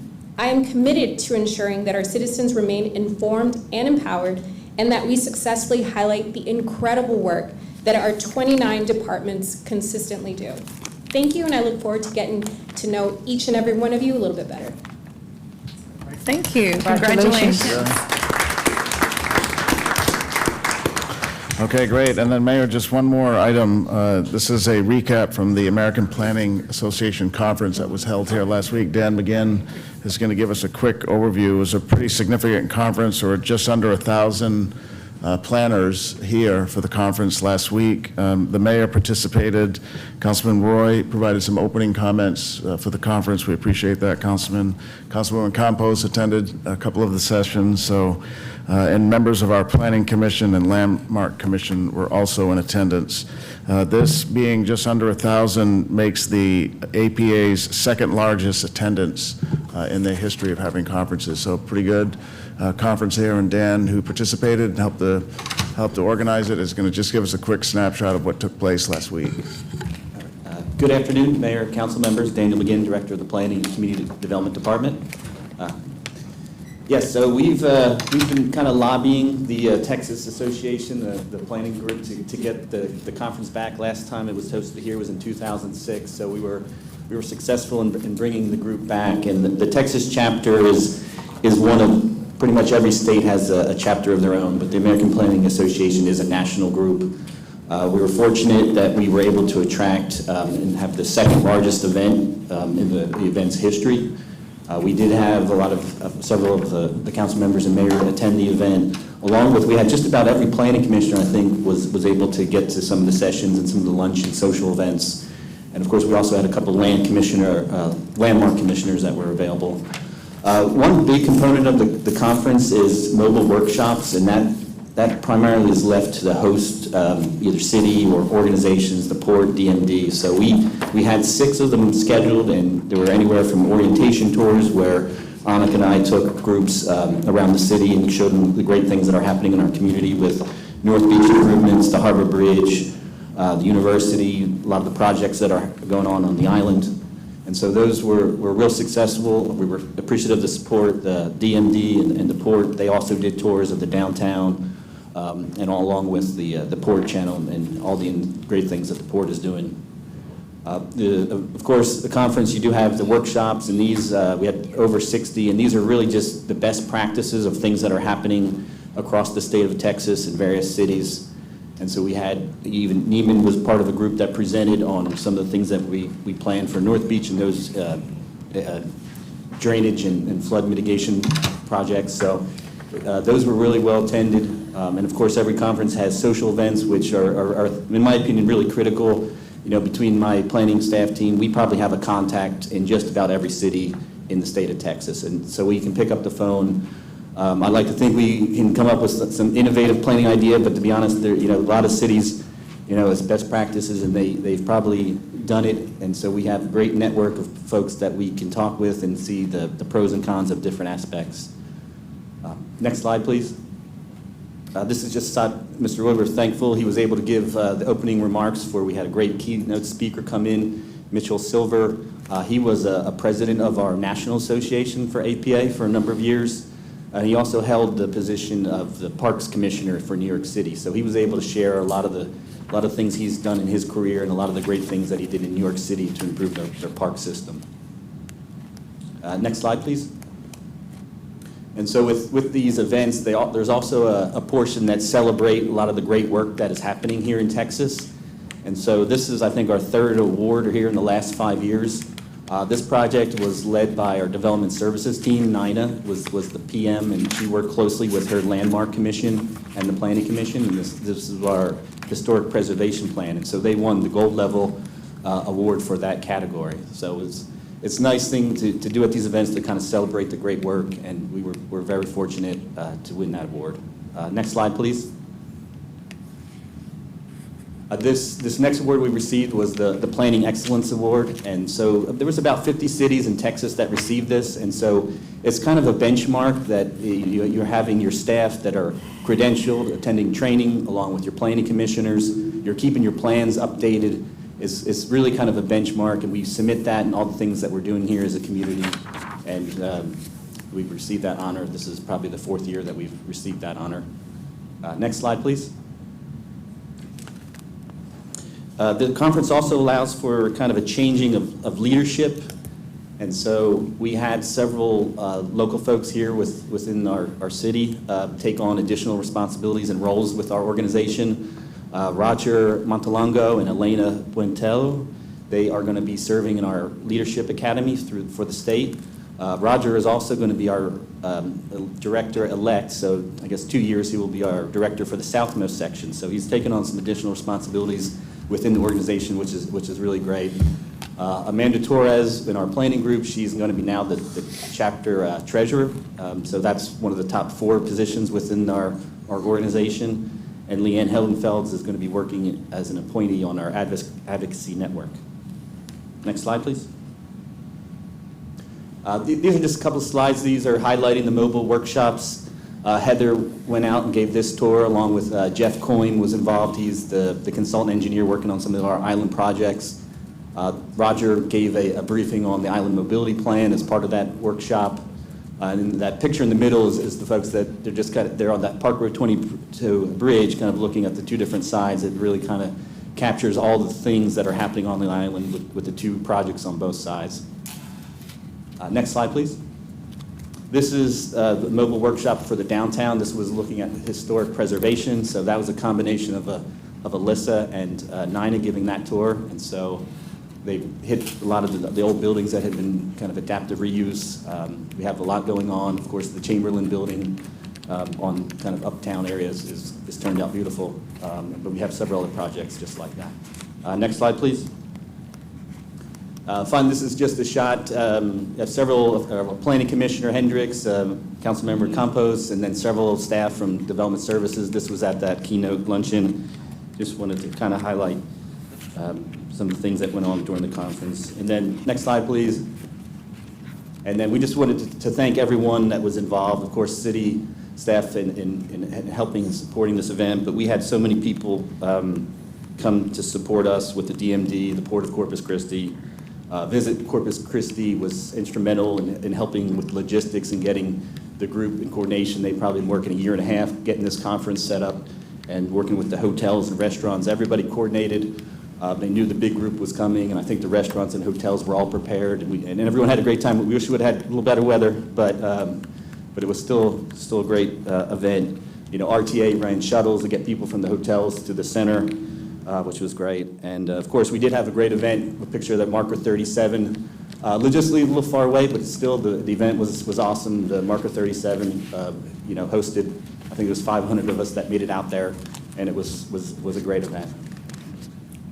With that, I'd be happy to answer any questions, but I think all in attendance really had a great time, and hopefully we can get them back here sooner than 15 years. Hopefully they get a little quicker on the rotation, but we'll do our best. Thank you. Thank you, Dan. That I'd was like to- great. Congratulations. Thank you. Mayor, That concludes the report this morning, Mayor. Thank you. I wanted to make a Great. comment, please. Yes, ma'am. This was my first attendance to this planning committee. I just wish that really all of us would have had an opportunity to go, to attend, because there were lots of ideas that were exchanged. And one of the ones that I took away from was Richardson, Texas, where 97% of their city has got sidewalks. And I was like, okay, how do y'all do that? And one of the things that I took from that was that they actually have bonds that they propose for just sidewalks. So I was just impressed with that and for the maintenance of it. But there were so many other great ideas. I'm telling you, Mitchell just really inspired. And like I said, it really was an honor, and I'm privileged to have attended. So thank you so much, Dan, for allowing me to be part of that. And hopefully next time, more of the city council members will be able to attend, because there were so many sessions that, I could have gone to, but, there was only one of me. So anyway, thank you. Thank you, Councilwoman. Okay, that concludes your report, so that'll ma'am. take us to Section H, our board and committee appointments, which we have quite a few. Ms. Huerta? So the first board for your consideration is the airport board. There's one vacancy. So at this time, nominations are in order. Okay, we'll go ahead and open nominations. Does anyone have a nomination? I Yes, do. sir. Yes, I'd like to nominate Travis Patterson. Travis Patterson. That was my nomination. Okay, any other nominations? I know him personally.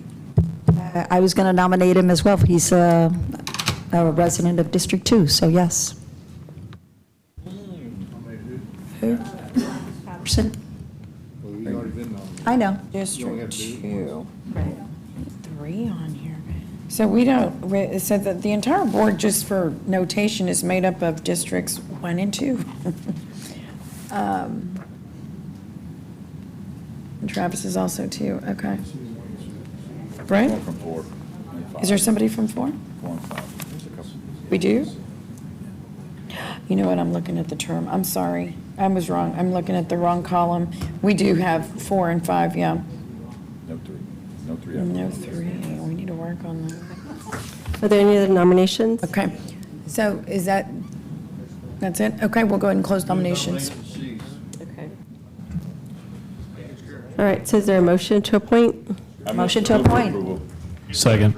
Okay, we have a motion, we have a second, all in, for Travis Patterson. All in favor, say aye. Aye. Any opposed, say no. The motion carries. Okay, so next we have the Island Strategic Action Committee. There are 2 vacancies, and they represent the categories, they're preferred but not required, of 1 at-large and 1 commercial property owner. So we can have nominations for the at-large, or... We'll go ahead and we'll open nominations. Yes, ma'am. I'd like to nominate Stephen Armstrong and Cheryl Segrist. I'd like to nominate Maria Flores. Any other nominations? Who? Maria Flores? Mario Flores. Is there There's not a for Mario landmark, Flores right? on the list. No, ma'am, we're on Island Strategic Oh, Action. sorry. Okay, never mind. So we have 2, Armstrong and Segrist. Okay, I'm going to go ahead and Are the close. nominations open for both seats at this time, or just for one? Yes, actually, the categories, they're preferred but not required, so, Right. we could just Okay. appoint open that way. Right. I'd like to nominate Lori Rashid and Robert Clory. Okay, Rashid and Clory, okay. All right, so we have Armstrong, Clory, Rashid, and Segrist. Okay, we'll close nominations, and we'll go ahead and vote. You've got the 4.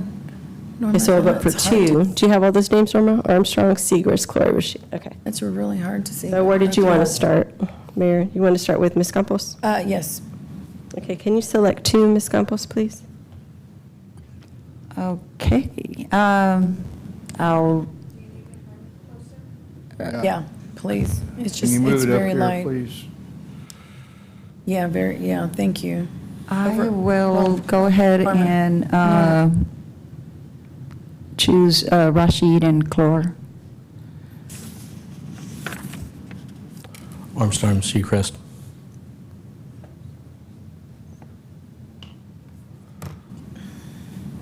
Who'd you nominate? Seacrest, Armstrong and Sechrist? yeah. Yeah, that's who I vote for.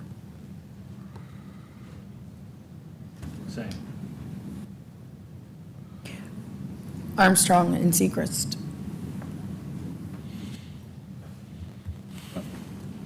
Armstrong and Seacrest. Armstrong and Seacrest.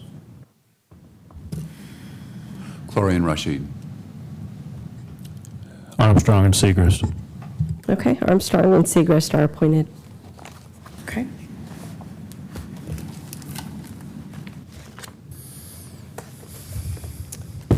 So, no, excuse me. Next, we have the Landmark Commission. I'd like to So appoint there's, someone. let me just read real quick. So there's 5 vacancies, and they represent the following in their preferred but not required categories: 3 at-large, 1 historian, and 1 engineer. So we do have some members who are seeking reappointment, and they are Armando Mendez, Veronica Wilson, Cheryl McLaughlin, and Gordon Landreth. And their attendance rates are in your packets. Motion to approve reappointments. Okay. Second. Okay, all in favor say aye. Aye. Any opposed say no. Is that, The motion carries. So we have 1 vacant position, and we can open the floor for nominations. okay, great. I'd like to nominate Mario Flores. So I'd like to nominate Herschel Schultz. I'd like to nominate Eloiso Rodriguez. Okay, any other nominations? Rebecca, what page are these? What page are these on? I'm sorry, I don't have a book. I've been looking for okay. So I have Rodriguez, Schultz, and Flores. And I'd like to nominate Melissa Espinoza. Landmarks, okay. So we're doing just one. Wow. So Espinosa as well. And that's for 1 position. Okay, so Flores, Rodriguez, Schultz, and Espinosa. Okay. Mayor, did you want to start with Yeah, we're Mr. going to Suckley? start with Mr. Suckley. Norma, can you turn it a little bit? So I'm sorry, I can't. Yeah.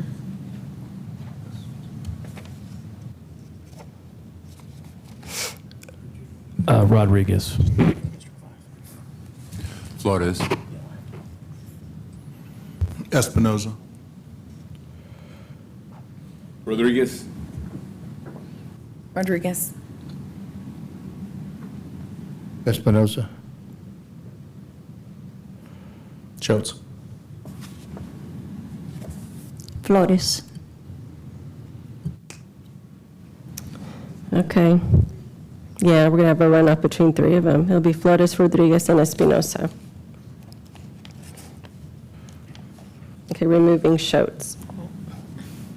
Okay. So, Ms. Campos, you want to pick 1? Flores.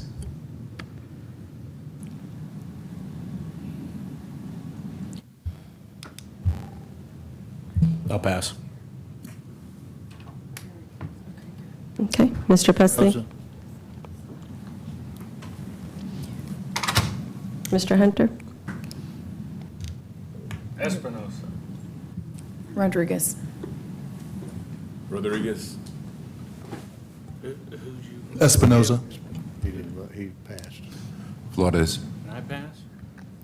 Rodriguez. Wow. Okay, I'll vote Espinosa. Okay, so 4-3, we still have a runoff between Rodriguez and Espinosa. It's 3. In 3 rounds, okay. So you want to start with Mr. Suckley? Rodriguez. Espinoza. Espinoza. Rodriguez. Rodriguez. Espinosa. Espinoza. Espinosa. Holy God. Okay. Rodriguez. I got it. Espinosa has it. Okay, very good. So that's for Landmark. Espinosa got it, right, yeah. All right. So next we have the library board. There are 5 vacancies on the library board.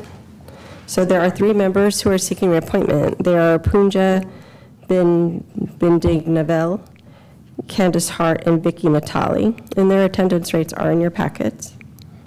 Move for reappointment. I second. Okay, all in favor say aye. Aye. Any opposed say no. No. No. Okay, so we need to, let me do a roll call. I couldn't hear. Okay, so for passage of the motion to reappoint I'm sorry, I apologize for mispronouncing the name. Let's say Pooja, Candace Hart, and Vicky Natal. Councilmember Pesley? No.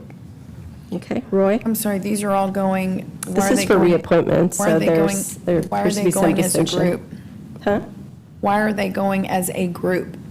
That's our typical process. For reappointments. Mm-hmm. Yeah.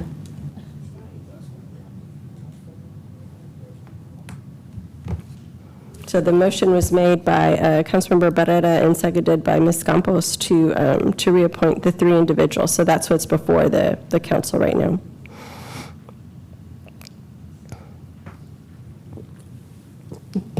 May I continue with the vote, or did you want to do something else? Well, we're voting them as a group. We want to vote them all down. Well, I thought the motion's on the floor, so we would continue with that vote, and then if there was something else the council wanted to do, we could do that.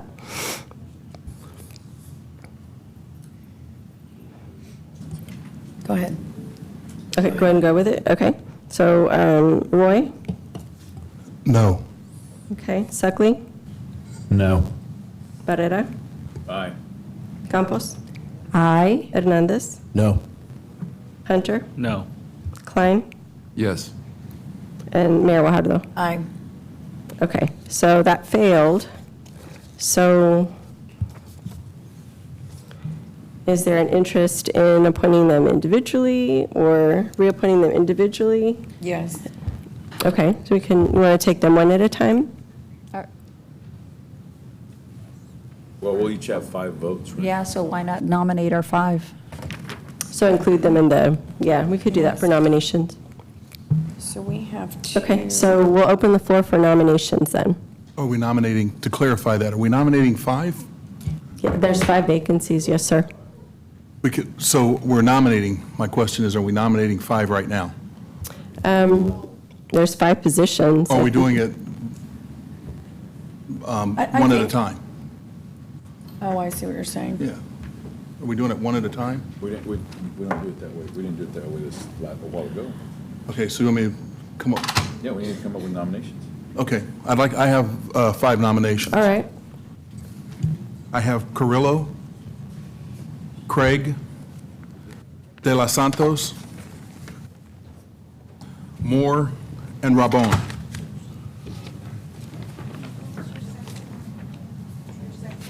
My second one? Craig. Craig. Patricia Craig. Did you get Carrillo? Carrillo. Carrillo. But I have 6. Okay, let's wait till she gets them up. I have 6, though.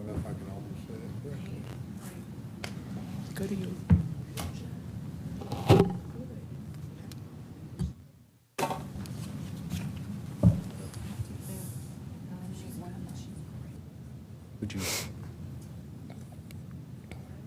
I mean, I have 6. I don't want to. Oh. You can't And do Craig. 6. Did you get Yeah, Craig? there's only 5 slots. Yeah, you can only do, I know. yeah, sorry.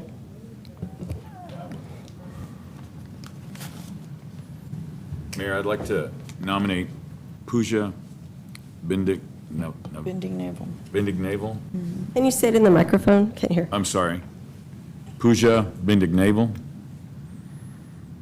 Okay. Sherilyn Peña,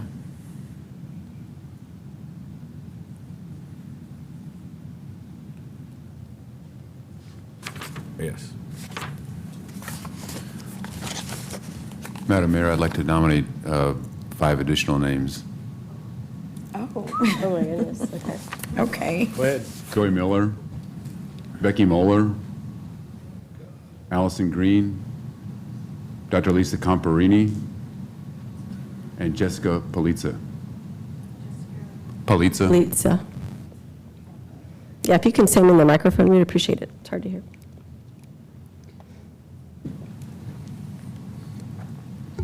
I've got some other names. Oh, my God. Besides those? Okay. Yes. Okay. Vicky, Natali. Oh.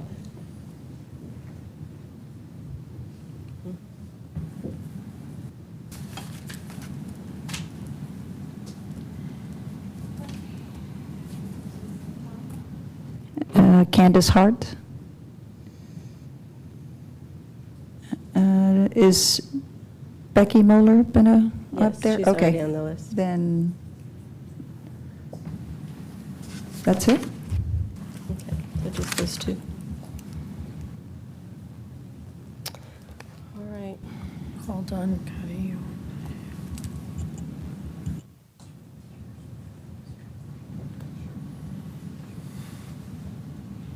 All right, and do 5.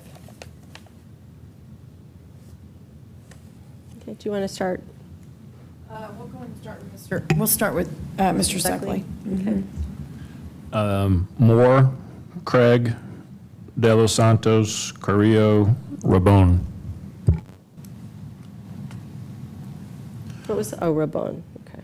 Mine are Miller, Moeller, Green, Comparini, and Palitza.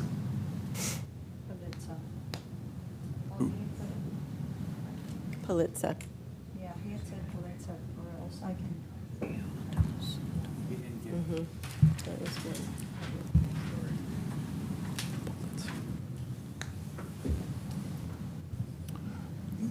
Mine is Carrillo, De Los Santos, Moore, Rabon, and Craig. Carrillo, that's the first one. I can't say, Navel. Bendignavel. Puja. Yeah, Puja. I said Carrillo, right? Mm-hmm. And I said, did I say Peña? No. Okay, Natali Natali. and Carol. Okay, I guess that wasn't on there. All right, Peña. I think you said Peña. You already said Peña. Okay. Oh, Okay. she didn't write it, though. She didn't put Peña down when. Oh, okay. So I've got 4, right? And Craig. Okay. Bending Navel, Natali, Craig, Benya, De Los Santos.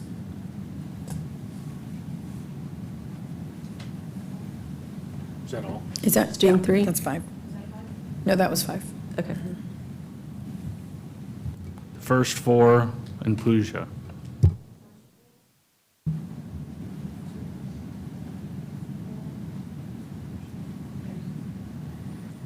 Okay, Carrillo. Carrillo, Craig, De Los Santos, Moore, and Rabon. Okay, Carrillo, De Los Santos, Moore, Rabon, and Craig. Let's see. Miller, Moeller, Natali, Said Miller also. Miller also. Miller and Norman Miller and Miller. Moeller. Yeah. Palitza. How many do I have? I have. 3. I think Oh, you okay, said so Natali and Hart. Natali. Holly and Hart. And Natali and Hart and Palitza, I thought. Okay. So we have what? 1, 2, 3, 4, 5. Carrillo and De Los Santos are appointed. And do we have ties with? And Craig also, right? So that's 3 positions. No, Moore and Rabon both have 5 votes. Yeah. Okay, so that one's a runoff. No, Moore and that's Rabon. 5 votes. One's a runoff. They have 5 votes, Rebecca. They're Oh, I'm appointed. sorry. Okay, you're right. Mhm, So You're right. 1, 2, 3, 4, the first, yeah. So there's 5 positions open. Right. So that's 1, 2, 3, 4, 5. Okay. Okay, and that'll work. So it's Carrillo, De Los Santos, Moore, Rabon, and Craig. That's your appointed. Santos, Moore, and who? Craig. Can you repeat them? So it's Carrillo, De Los Santos, Moore, Rabon, and Craig. That's who's appointed. Okay. Okay, thank All you. right. Next, we have, let me wait till Norma gets ready here. The reinvestment zone number 2. So there's 8 vacancies, and they represent the following categories. We have 7 city appointed members and 1 Nueces County, although the city does appoint the Nueces County representative. And at this time, Nueces County is recommending the reappointment of County Commissioner Brent Chesney.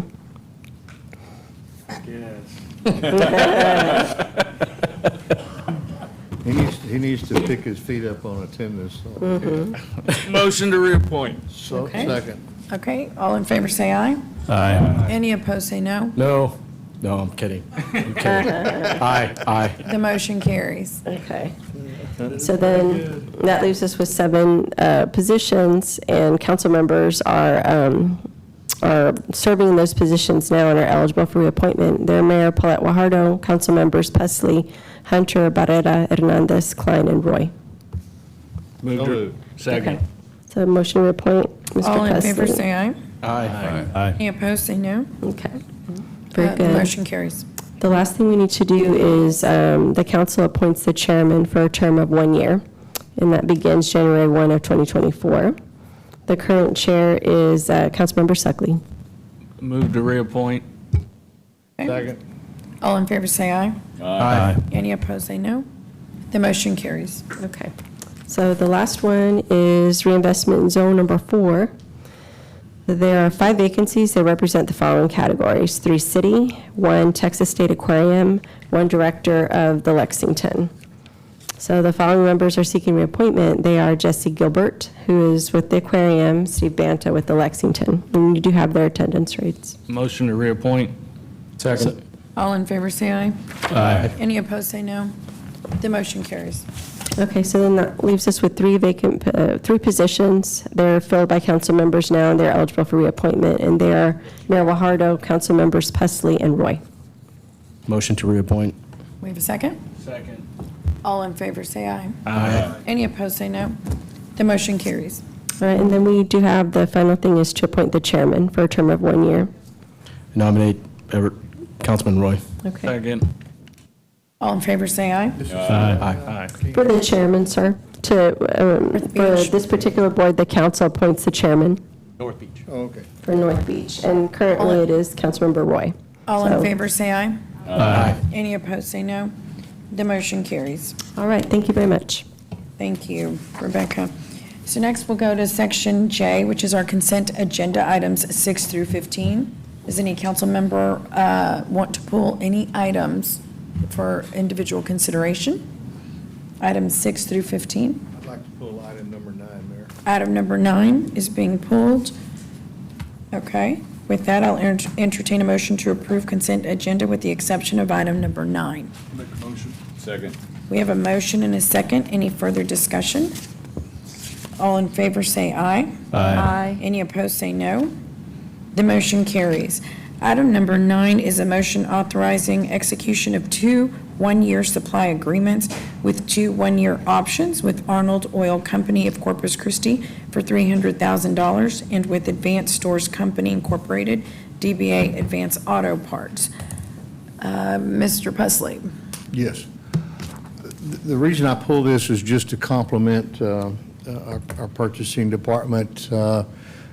Here several weeks ago or a couple of months ago, I commented in this session that looking at splitting these bids out could be very beneficial to the bottom line. And since I mentioned that, y'all have taken the bull by the horns, and this is another example of that, and not just taking the low bidder, but looking at each individual class and taking the low bidder within that class. And as much money as this city spends over the course of a year or so, this will save taxpayers a lot of money. And so I want to compliment you guys for what you're doing, and thank you very much for taking the effort. I know it takes a little extra paperwork to do that, but we sincerely appreciate that. And with that, Mayor, I'd make a motion to approve. Second. Okay, any further discussion? All in favor say aye. Aye. Any opposed say no. The motion carries. Okay, going to lunch. And I think that's what that was. The council's going to go ahead and go into, we're going to go to lunch and executive session on items 27 through 29 per Texas Government Code Section 551.071 and 551. Actually, Mayor, it would be, it's 27 and 29. 28 is being reserved for at the end. There's a dash. Yeah. So it's 27 and 29, not Yes, ma'am. 27 through 29. Per Texas Government Code Section 551.071 and 551.087. Yes, ma'am. We will return in 1 hour.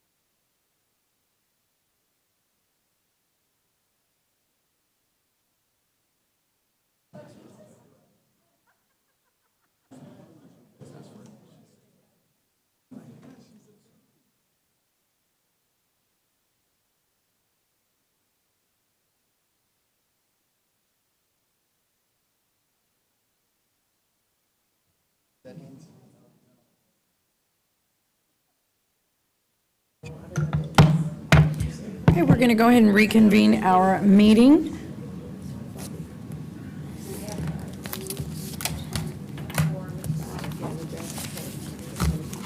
Councilman Suckley, do you have a motion?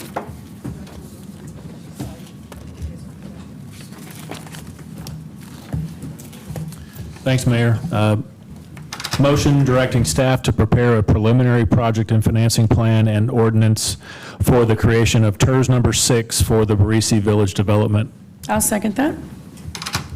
Is there any discussion? We have a motion and a second. All in favor say aye. Aye. Any opposed say no. The motion carries. Okay, great. And we'll go ahead and pick up where we left off, which Was is... there action on the other item as There's well? one more, Mayor. Thank you. Oh, is there one more? Yes, the one for the lawsuit. Oh, yes, who had that one? Oh, Councilman Roy.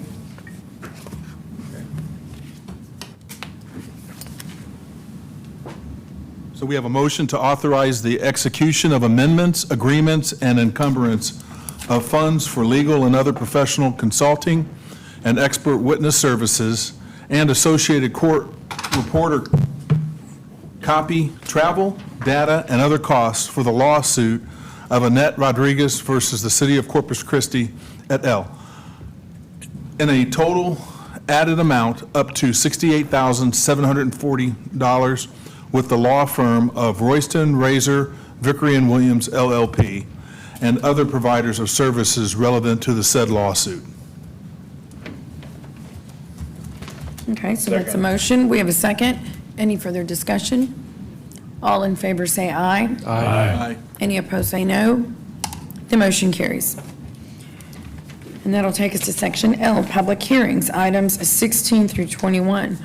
Item number 16 is an ordinance authorizing an amendment to the water arterial transmission and grid main construction and reimbursement agreement with MPM Development for construction Mayor? of a 12-inch arterial transmission grid main line for residential development, Royal Creek Estates, Unit 7. Councilman. Mayor, yes, if it pleases the council, I would like to make a motion that we approve items 16, 17, 20, and 21. Those all have public hearings. I know, we can do that too. So can you repeat the numbers again? You said 16 what? Okay, I'll go back. 16 and 17, and 20 and 21. 20 and 21. That'll leave the, I think, that'll yeah, leave the thank two. you. 20 and 21 require action. Those are just public hearings. Do what? 20 and 21 are just public hearings. I don't believe they require action. There's no motion attached. Correct. Yeah. Okay. well So then- 16 and 17? Then 16 and 17. Okay. I'll go ahead and second that. We have a motion and a second. Item number 17, for the public to know, is an ordinance authorizing an amendment to the water arterial transmission and grid main construction and reimbursement agreement with MPM Development for construction of a 12-inch water arterial transmission grid main line for residential development, Royal Creek Estates, Unit 8. So it's Units 7 and 8. So we have a motion, we have a second.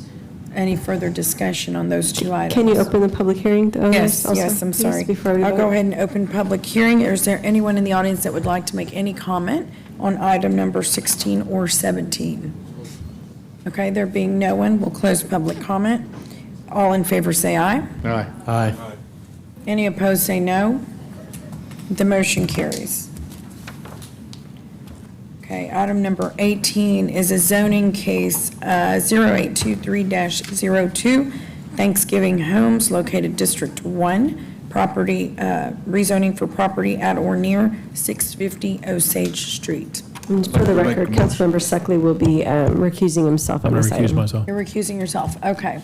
I'd like to make a motion to approve. Second. We have a motion and a second to approve item number 18. I'll open public comment. Is there anyone in the audience that would like to make a comment on item number 18 for Thanksgiving Homes? Okay, there being no one, we'll close public comment. And Mayor, I just- Hearing, public hearings, sorry. I had a couple of questions. Yes. If I could. Oh, yeah, go I hate ahead. to be the one to slow down progress. Sure. But if we could bring the presentation up, I had just a couple of quick questions. I think this is a great project, and I'm very excited about it, so. Hopefully I have a couple of quick answers. Okay, thank you. I sincerely appreciate them coming back and agreeing to put sidewalks on both sides of the street. I think that's very good. If we see advance to the next slide, please. Next slide, please. Boy, it's really distorted now, isn't it? Next slide, please. Maybe it's echoing off my Coke can. I'm sorry. Next one, please. Next. Okay, right there. So Al, the one thing I could not seem to find on here, and it may be there, I just overlooked it, is what is the depth of the driveways proposed here? I assume that's the green area shown here. Well, the green area is really the front yard, what is called the front yard setback space. The driveways would be in that. If you go to slide, if you would advance the slide to the next one, yeah, the very next one. The purple, if you will, are the driveways for the developments, which goes from really the street right of way to the front of the home, which is in this case it's about 25 feet. Okay. Okay. All right, good. That's what I assumed it was. I just wanted to make sure. And then it makes reference to the sidewalks, one of them needs to connect to the park. Correct. That's the one on the south side on the picture in front of you. Okay. The park is over here to the right, block 3. See, it says lot 1. I think that's lot 1, private park. Block 1, private park. It's over to the right. It's the. Okay, well, it was written so small I could not read it. I apologize. So that area is a designated park for the subdivision? Yes. Okay. My only other comment is I went and took a drive through the neighborhood, and I think this will be a real shot. They will also get to take advantage of our brand new infill housing program that the council just approved, and this will be a real shot in the arm, this development for that neighborhood. But I would, Peter, suggest that we have code enforcement take a circle through that area, because when I drove through there, I saw a number of violations, including dogs tied to trees with no cover and shade, and it was raining. So anyway, there were a number of abandoned cars and whatnot, so I think it'd be good to take a drive through. But this is a great project, so thank you very much. That's all I had. Great, thank you, Councilman. I'm going to go ahead and ask, does anyone else have any comment? No. I'm going to open public comment. Is there anyone in the audience that would like to comment on item number 18? We already did, Mayor. Oh, we did? Yes, ma'am, and you closed it as well. Oh, right, we did that a little backwards. Sorry about that. Okay, so do we have a motion? Who made the motion? You made the motion. Councilmember Roy made a motion, seconded by Mr. All in favor, say Hunter. aye. Aye. Any opposed, say no. The motion carries. And Suckley abstains. Item number 19 is a zoning case number 1023-01, MPM Development LP, located in District 1, at property at or near 1621 Rand Morgan Road. I'd like to go ahead and make a motion to approve. Second. Okay, we have a motion and a second and a third. I will ask for public comment. Is there anyone in the audience that would like to comment on Open the item public number hearing. 19? Okay, we'll go ahead and close public I do hearing. have one comment, Mayor. Go ahead, Councilman. And we don't need to bring up the deal. Peter, I just want to say for the umpteenth time, we have to get together with TxDOT and do something about Rand Morgan Road. Yeah. This is going to significantly increase the traffic, and we already have a traffic issue there. And this is just going to multiply that issue. The school district is begging for help, and we need to put our best foot forward to try to work with TxDOT to come. It's their road. Right. And we've got to come up with some fixes. Right. We did have a meeting with TxDOT some time ago, so let me get us an update, and I'll find out what they plan on doing. Okay. I was personally at one, I think Public Works, followed up with a second meeting.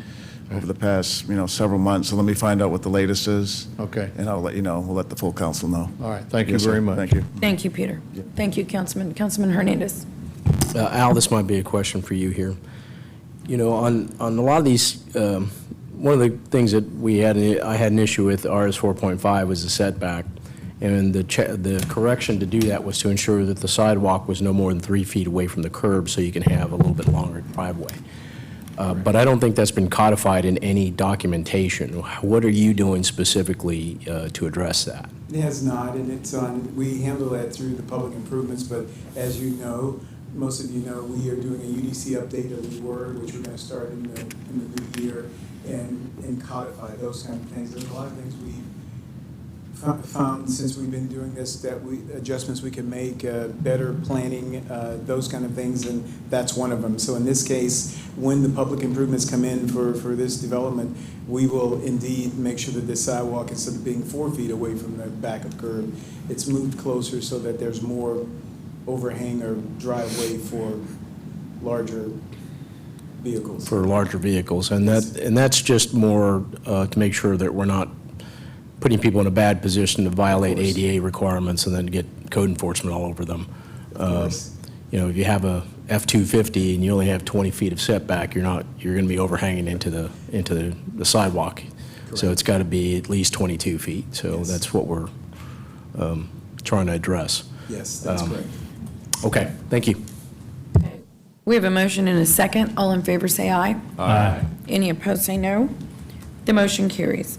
Item number 20 is a first public hearing to discuss the annexation of County Road 22 between County Road 51 and County Road 43.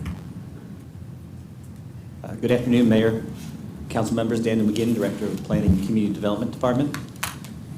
This next item, actually, it'll be items 20 and 21 are just public hearings for a proposed annexation of County Road 22. This is a look at the subject section.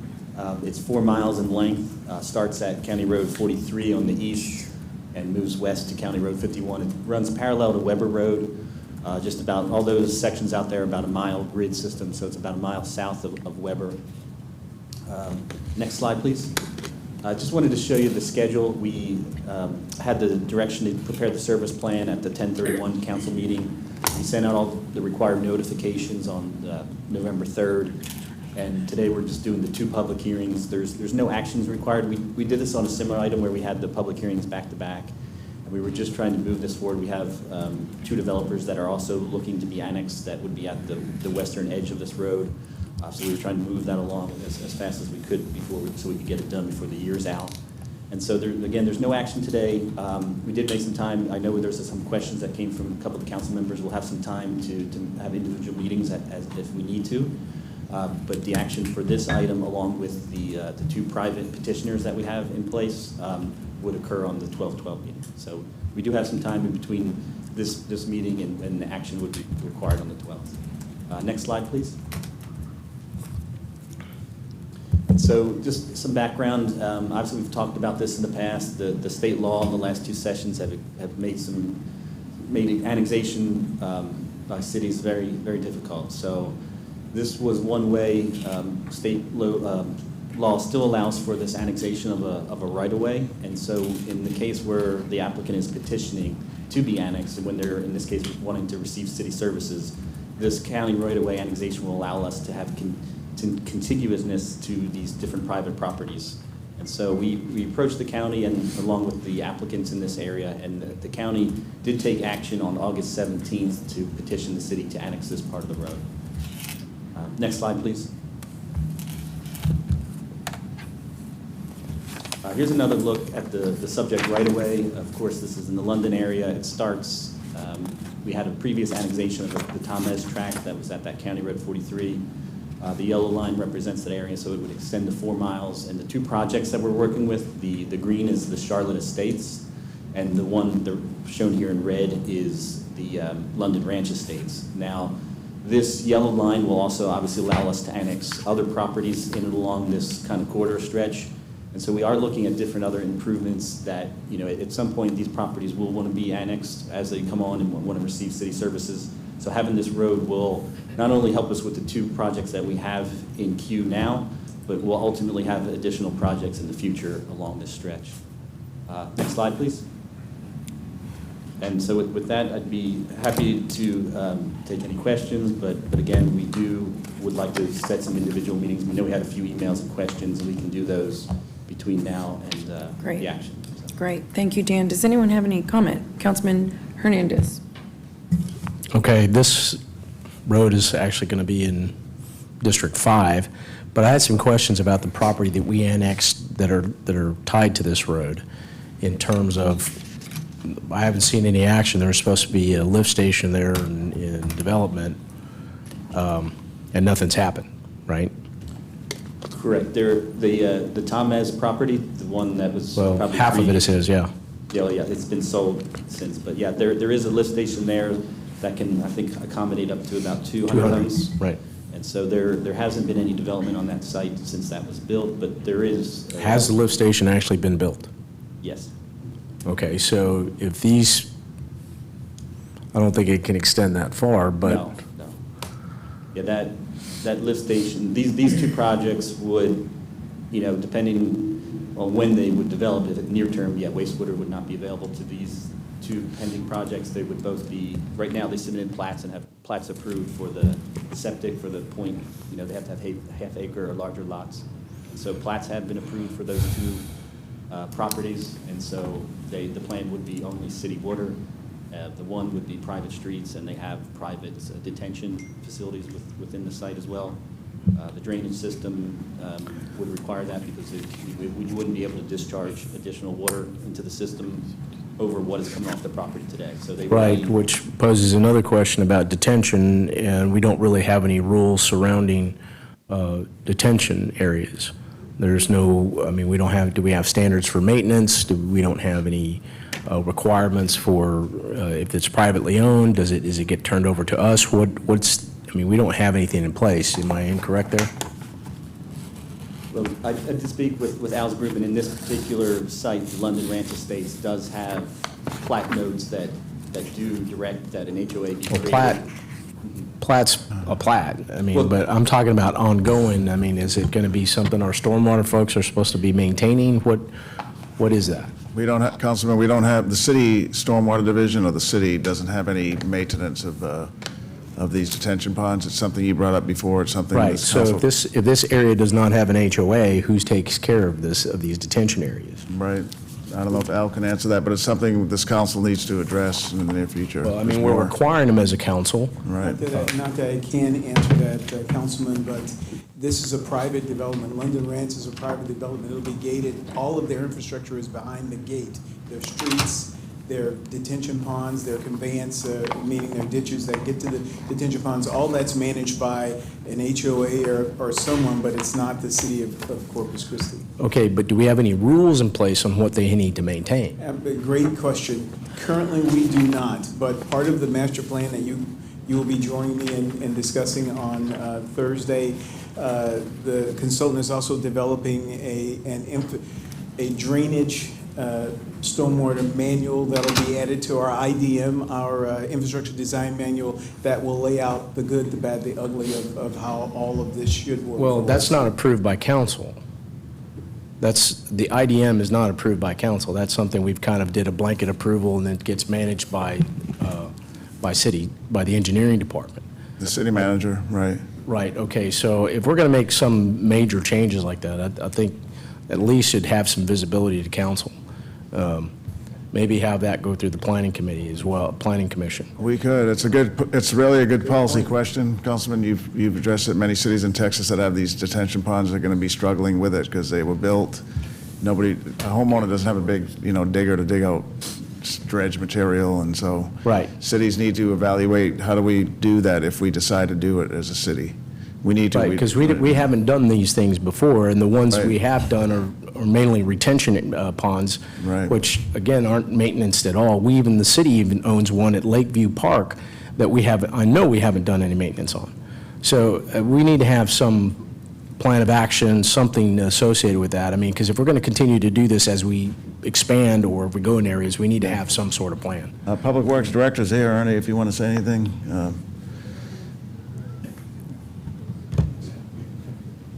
Attorney John Garza, Director of Public Works. Yeah, so you had mentioned this before. We got with Gabriel, Assistant Director of Stormwater, and we can put together a proposal for you, separate from the IDM, if that'll work for council, and then we can take it from there. Yeah, we can take it, we can bring it to council. I guess I don't understand the question. Are we wanting to come up with a design for private detention No, ponds? no, this applies to all detention areas. I mean, not every single one of them is private. The point is that Councilman Hernandez brings up is that when we do our plans overall, and we have the IDM Infrastructure Design Manual, that covers the technical aspects of drainage in there for a developer to follow.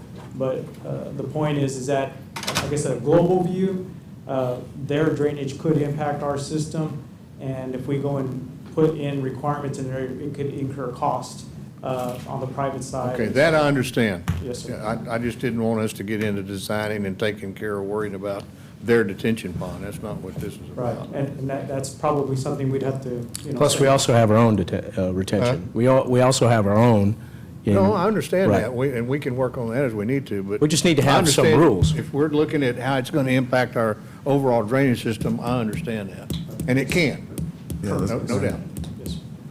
This would be the maintenance of the detention facilities. Right. The maintenance, not the design, just the maintenance. I just didn't understand where you were headed with Yeah. Right, I just, we require this in our plats and our require for planning as far as, in terms of these areas like this that we're going to Right. annex.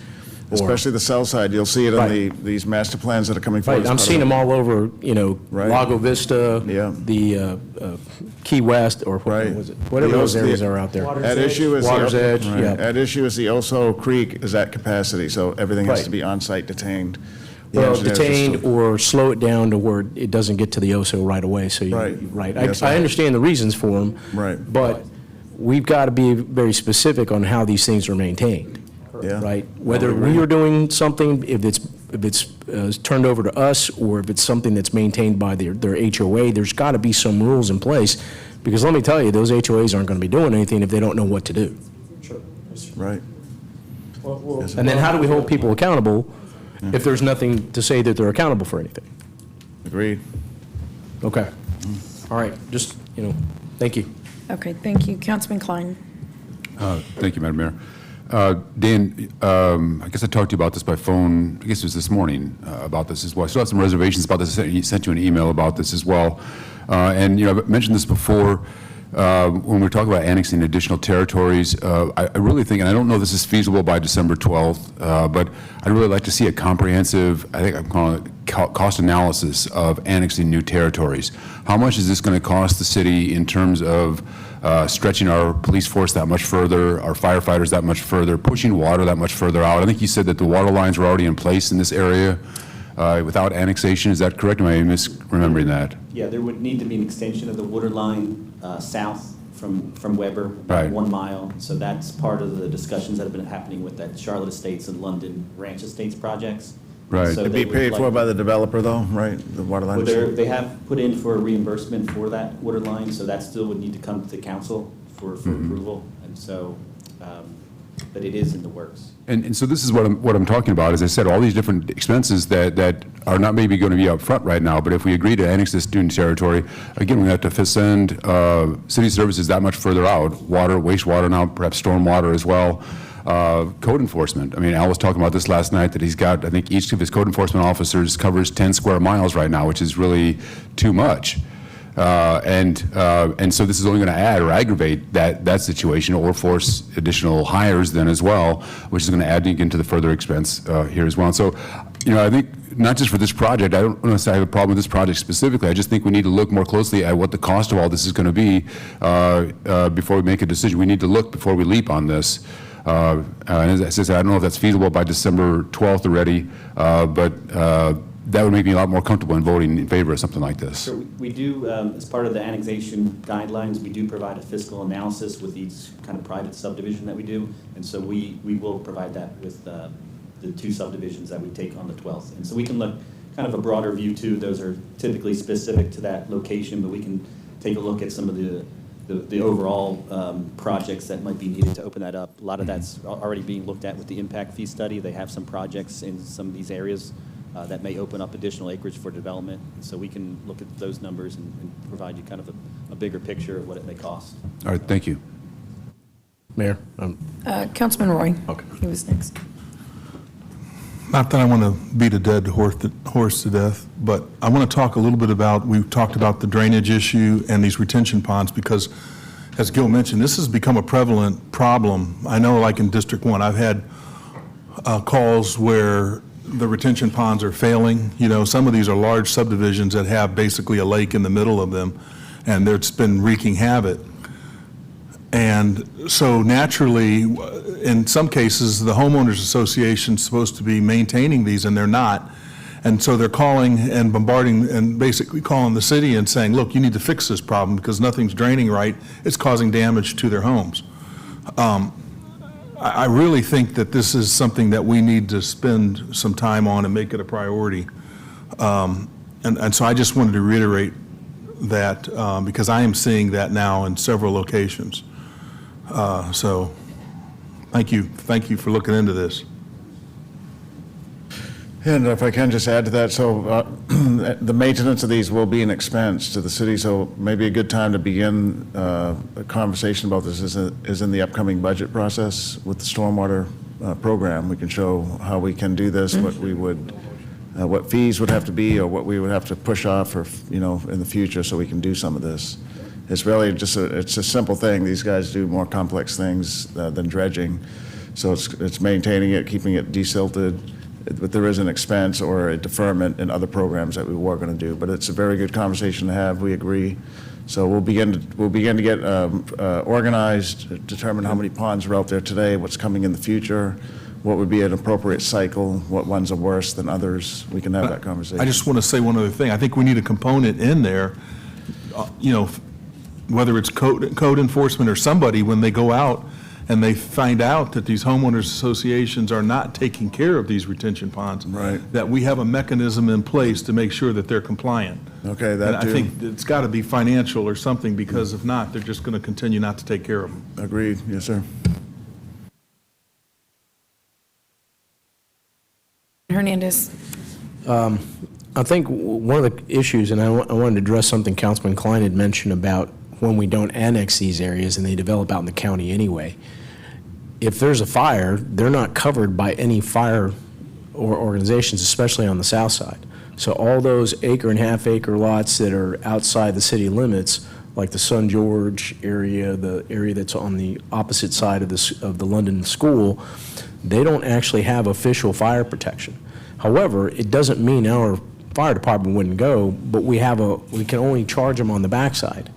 So if we don't have a method to annex these areas or require them to be part in there, then we don't get those taxes in order to maintain our fire department. Now, the police department, the sheriff can go out there, but their coverage is minimal. But it is the fire department, which I'm concerned about, that we will have to maintain, and we'll still have to send them out there. And if they're outside the city limits, they just get off scot-free without paying to maintain our fire department. And our fire chief isn't here, but I mean, I was willing to send a letter to all the insurance companies to say we're not covering them, and then have all their insurance jacked up, and then they request annexation. But that's not going to be the case. Our fire department's going to go regardless. Would you wait 13 months before you do that? So. Just to comment on that point, they don't vote on us for city elections anyway. I mean, we do have, I'm kind of going through, we have about 9 projects that are in our kind of London area that are on city water currently that are not within our city limits. So they're not paying city taxes, and they don't pay Del Mar tax either. And so that equals, we ran the numbers, about 88 cents. So okay, but I mean, our utilities are separate from our taxing, because our utilities, they're going to pay the water utility. They pay the utility rate, sure. They're going to pay the utility rate. They don't pay wastewater because they have septic tanks, but they are paying the utility. They're not. I'm guessing are they paying stormwater if they're in the city limits? If they're in the city limits, they are, yes. Okay, so if that's the case, and we're requiring the detention ponds, and then we're making them pay to take care of those detention ponds, or detention areas, whatever you want to call them, right? So I think we need to have a clear policy on what that looks like.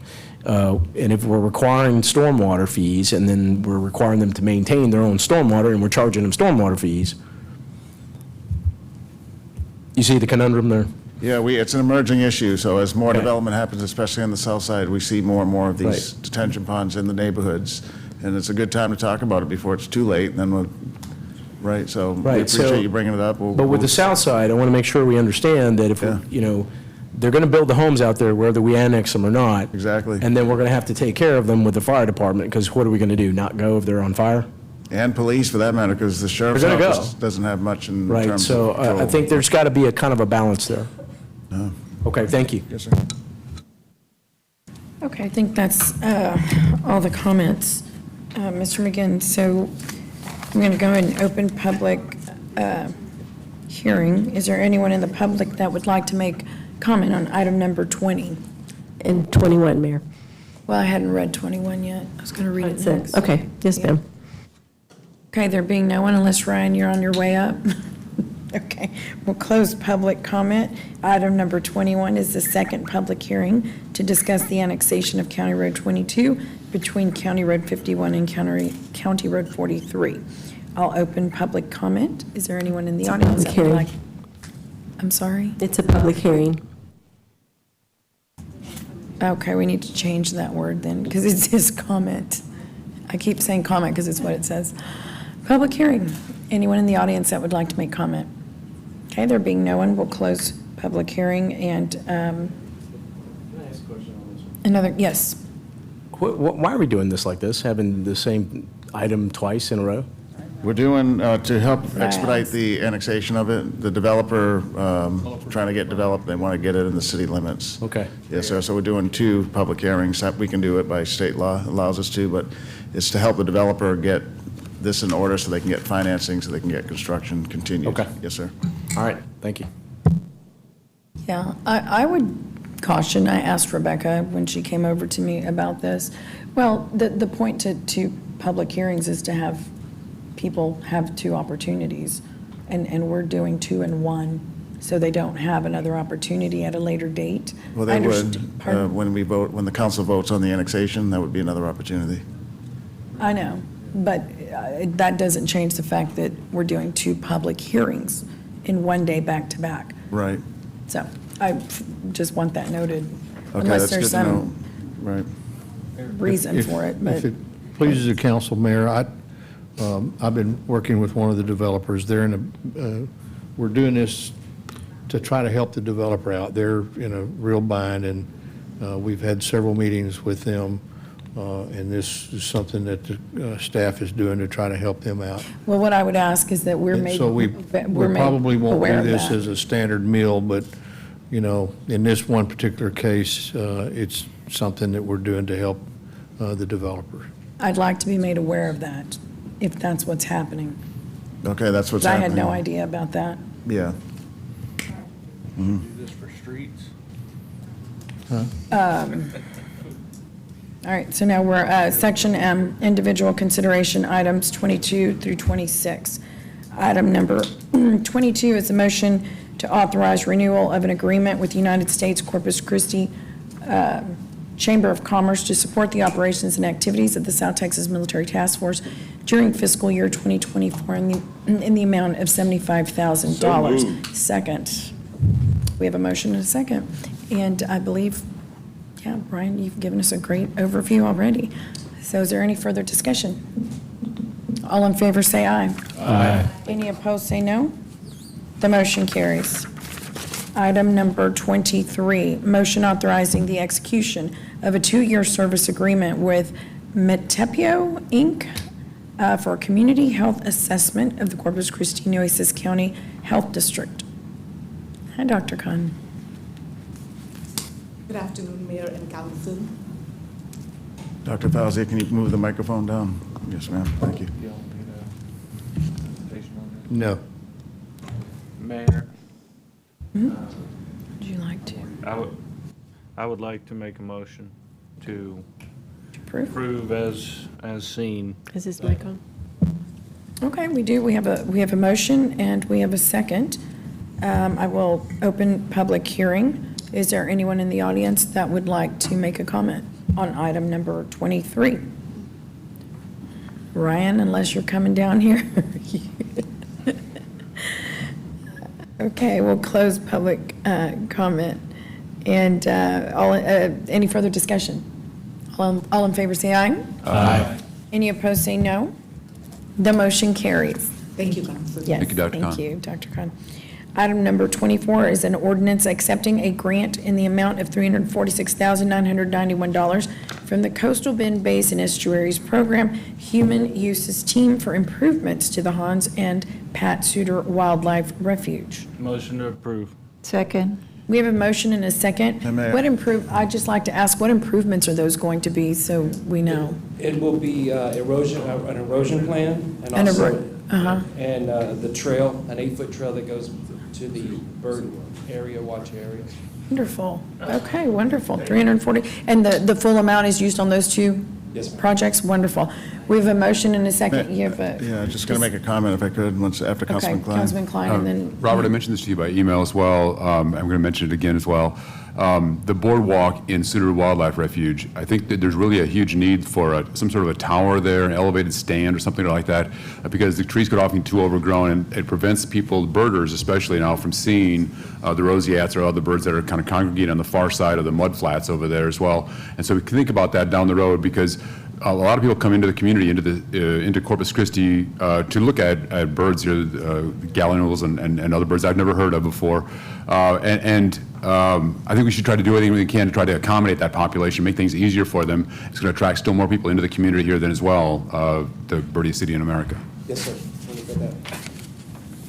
Okay. And Mayor, I was just going to add yes. that, and Heather, correct me if I'm not right here, because there's several grants, but this grant, the city proactively saw it, and our grant writer that the council added 2 budgets ago actually applied for it proactively.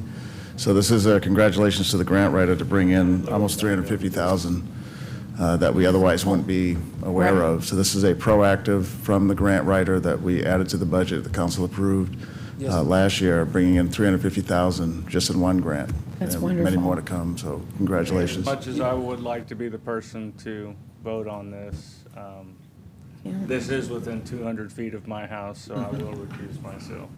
And so I will go ahead and make that motion. Send my motion. Oh, Second. you had motioned. Okay. I literally can step out of my front door and walk into this place, so. Okay. Well, this is wonderful, though, that the grant writer is who achieved this grant, so congratulations to her. Yes, ma'am. Where is she? And Where's- Sarah. Oh, there you are. There, Tony's there's back Sarah. there. I'm sorry. Yeah, they're both here. Sarah's put in a lot of work. She's our manager at our Oso Bay Preserves, and then obviously our grant writer was Wonderful. a very, lots of help. Thank you. Wonderful. Great job. Thank you, Robert. Mhm. Yes, sir. The platform that Councilman Klein is talking about, we got the Bays and Estuaries to help pay for those at Hazel Baysmore Park, so there's a funding source right there. We presented them with our proposal, and they provided the cost of all the materials, and our county crews built it. So, but it's a pertinent idea. It really is. It helps a lot. Yes, sir. So are those like hunting blinds? No, I promise, I wasn't doing any hunting there. We're not going to have a hunting blinds there? No. Shoot those birds? No? Not at our park, no, sir. Game cameras. I'm kidding. Okay. Okay, I'm kidding. I'm kidding. Okay, so I'm going to go ahead and open public comment. Is there anyone in the audience that would like to make a comment on item number 24? Okay, there being no one, we'll close public comment. We have a motion and a second. All in favor, say aye. Aye. Any opposed, say no. The motion carries. And Hunter abstains. Yes. Item number 25 is an ordinance authorizing a real estate sales contract with David S. Ramirez and Mike S. Ramirez to purchase 68.2 acres of land.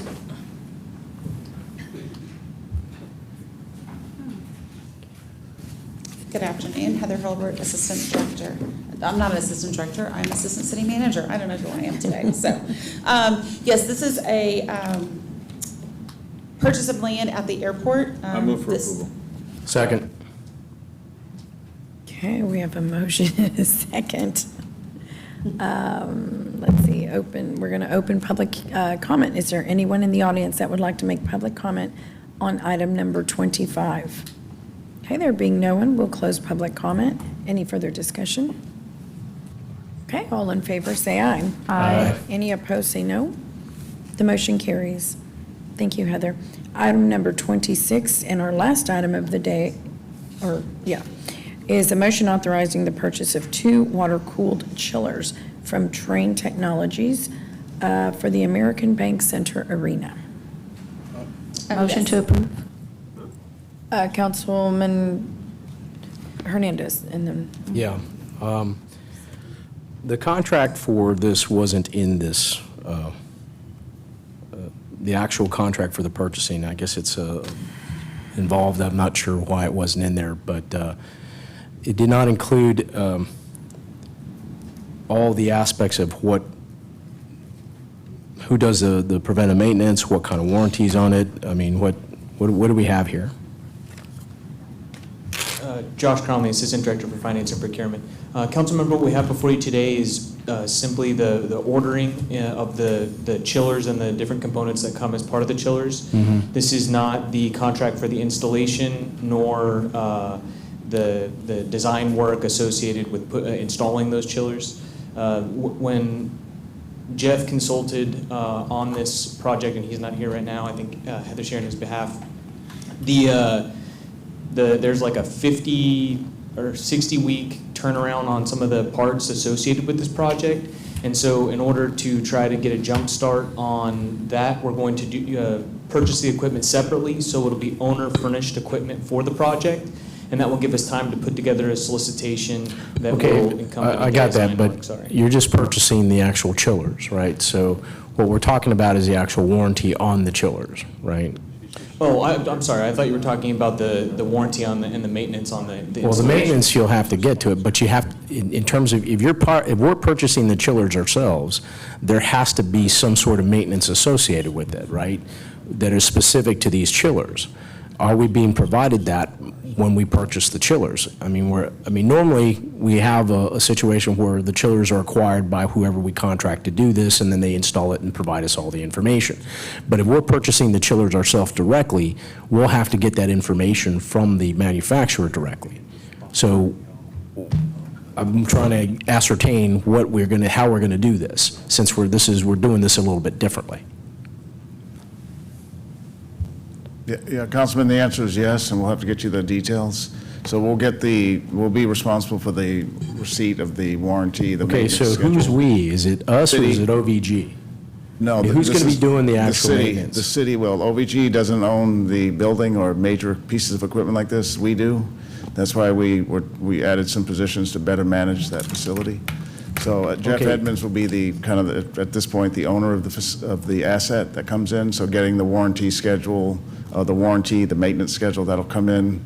We do have an expert who is under contract through Janak, specializing in chillers, and so he'll advise us on how to interpret, read, and schedule maintenance. Okay, so is this going to fall under asset management? This will fall under economic development, the oversight of the facility. However, Jeff Edmonds and several of our engineers in the city will help as necessary. Okay, I need some real clarity as to who's responsible for what, okay? Because, I mean, if this is not under asset management that normally does these kind of things, I don't know if economic development has the, personnel to be able to manage a facility, right? Right. I mean, so I want clear delineations as to who's responsible for what. What is OVG responsible for in terms of maintenance, and what we're responsible? Okay, And then who's that. actually going to be doing that? Who's going to be checking it off on Maximo? I'm assuming these are all going to go into Maximo. It's a good assumption. I'm assuming so, yes. Okay, Yes. well, all right, so when all this comes to fruition, I expect, that this is, all in there, and so we're not coming to this kind of problem again. Yeah, exactly. Okay, so since we're doing this differently than what we're normally doing, I want to make sure that we have all the documentation, warranty, what preventive maintenance schedule, the asset lifecycle management associated with this, and in hard copy and in our system, so it automatically generates those work orders. Yeah, and while this is a little bit different, I mean, this is something that we do through like Parks and Recreation for playground equipment and things like that. Now, this is a little bit different, but we purchase those outside and then we contract with somebody for the installation of it. So it's not totally unique to this just situation. But yes, we will then work with the engineering, we'll work with our engineering, we will work with the designer, the JNAC and at that area, and then put it on a maintenance schedule. Okay, so I would like to see that when it comes to fruition, because this is, you know, we're spending $3 million on these chillers, and we're probably going to have to buy another one at some point, right? No, we know we have to buy 2 more for the Right, convention so the other center. side. For the American Rec Center, for the convention center, yes. Yeah, we Three need 2 more.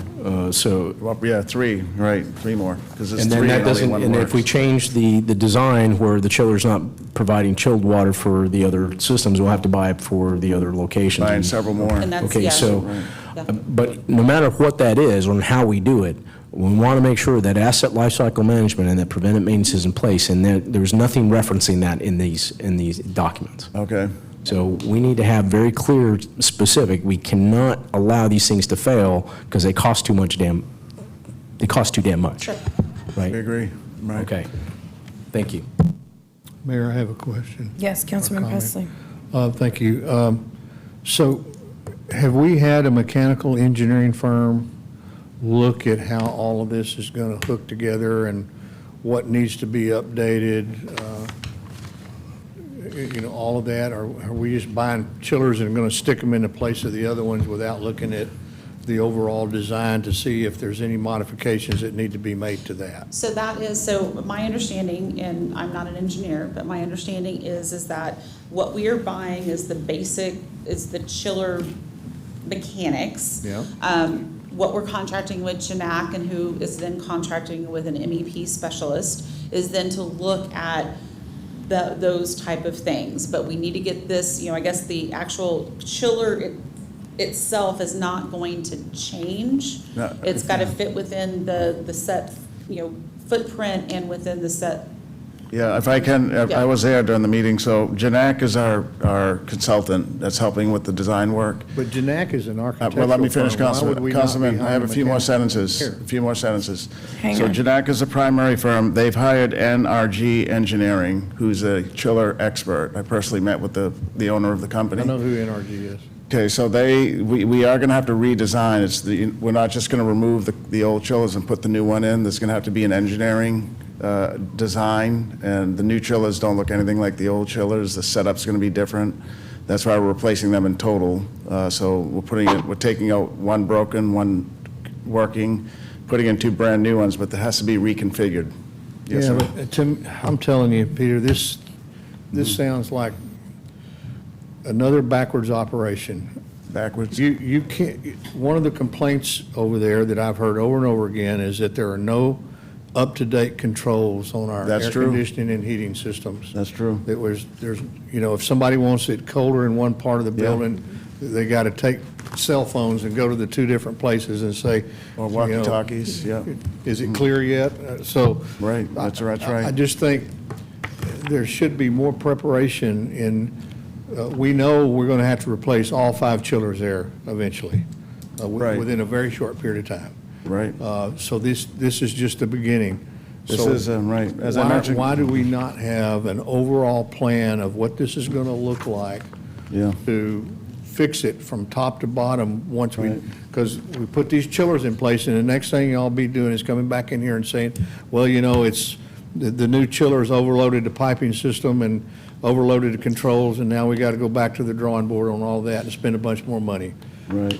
It's So- just, we continue to do this to ourselves, and I don't know why. I know we're in a bind to get the chillers replaced, but there is no reason why we shouldn't be doing this correctly. Yeah, so Councilman, this is only step 1 of several steps. That we're not going to get these chillers and plug them in. This is ordering them because it's a long lead item. We'll be back in the coming weeks because there's 15 projects in total in the capital budget. One of them is just what you mentioned, a AC control system. We don't have that. That's why JNAC and the NRG Engineering they're helping us with the projects. We'll be back with other components of this in total. This is just one step to order the long lead chiller. until we get those in, you can't do much, but we have to connect everything. We have to, you're right, people have to get and turn valves with cell phones and walkie-talkies. There is a project in here to do the controls, so there's a thermostat control system. And it'll be comprehensive in nature. It's one of the 15 projects, that's what I mentioned earlier this morning. So we have $17 million that was prior programmed in our capital budget for these really critical infrastructure items. Did our engineering department provide a statement of work to Janak Engineering and NRG to tell them exactly what our expectations were of this project? I'm sure they did. believe so, I don't have it with me, but we can get you a copy. Pardon? I'm wondering where Jeff is so he can kind of explain some of this I don't stuff. know where Jeff's, Neiman, do you know? I wonder where Jeff is, but yeah. Yes, sir. As you remember, sir, earlier this year, there was discussions had between City Council and City staff regarding a correlation of all the different legacy studies that we did across facilities, across the community, and you all have tasked us with collating all those necessary repairs and putting them into a comprehensive list. The city manager then requested that we not only collate that list of repairs, but to retain a firm, and it's called an MFE firm. Retain an MFE firm, which is a firm that specializes in chillers and other facility-related equipment, to take that jumbo list of required repairs that's been identified over the years that need to be made to our city offices, facilities, and actually prioritize it. And what was discovered was the need for the foundational equipment, which includes the chillers, but also the statement of work that the engineering department has tasked Janak and Energy with is actually providing us a comprehensive prioritized list for the repairs. And based off of that list, we'll be developing the CIP and have an ordered approach to how we're going to make repairs to the city-owned facilities. So prioritizing CIP projects, where have we heard that before? Maybe somebody from Councilman Hernandez or something like that. Well, yeah. Okay. Yes, sir. But I mean, that, it is. I know what he's asking. It's a deliberate approach as requested by. Just that wasn't explained in this agenda item, so Yeah. you just.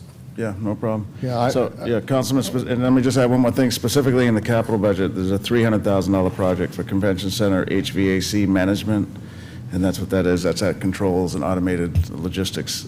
We'll And we bring need back to make council sure that this is done under the current energy efficiency plan. Yes, sir. We need to have the sophisticated chiller startup processes where you don't turn all of those online at the same time to run our demand meter off the wall. I mean, all of that stuff needs to be taken into consideration. Yeah. And Right.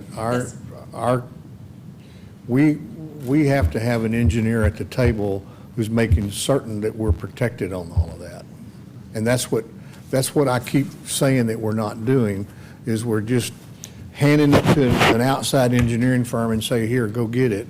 No, Councilman, that's not, Jeff Edmonds is involved, while he's not here today. And Brett, who was the assistant director at the time, they both are involved as we're the representative, we're the owner's rep. The firms are working for us as augmentation, but clearly we're in charge. Yeah. Jeff, it doesn't appear because Jeff's not here, Yeah, but, sorry. so. We had a conflict. Okay. Because this was just, we get it, so we'll bring more information back to the council to help understand it. Yes, sir. Thank you. Okay, so we're going to go ahead and open public comment. Is there anyone in the audience that would like to make comment on item number 26? Okay, there being no one, we'll close public comment, and I will entertain a motion to approve. Can I ask one question? Sorry. Sure. I think Ms. Campos made a motion. I just didn't hear a second on the motion. Yeah, I didn't hear a second either. Okay, Councilman. Why do we need an architect and an engineer for this?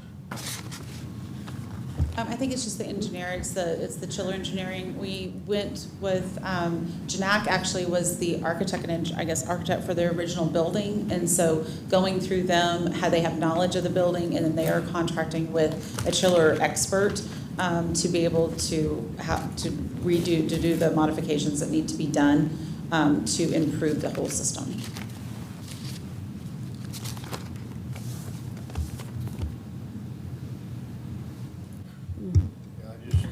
I'm voting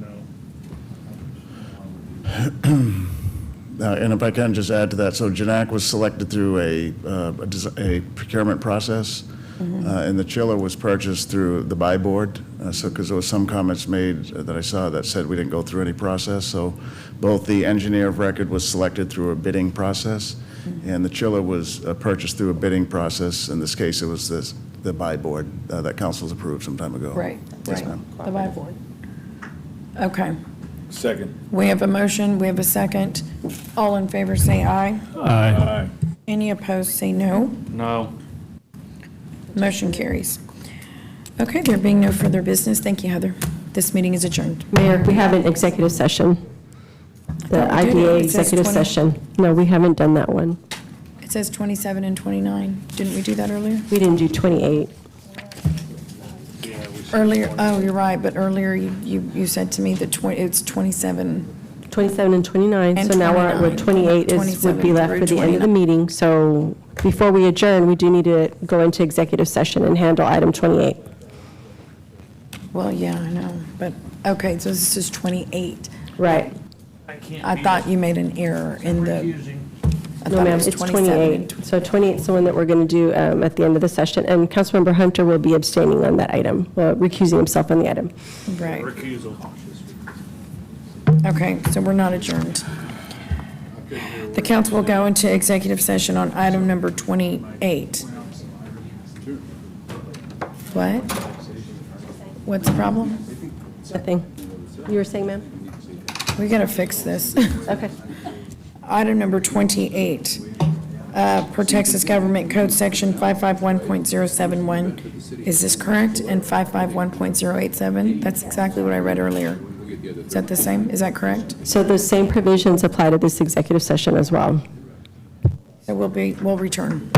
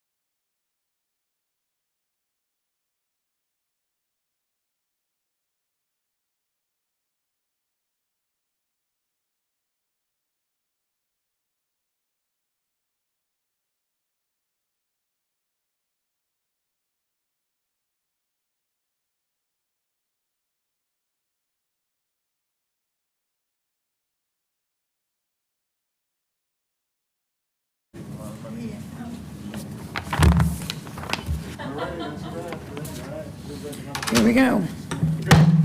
Okay, there being no further business, this meeting is adjourned.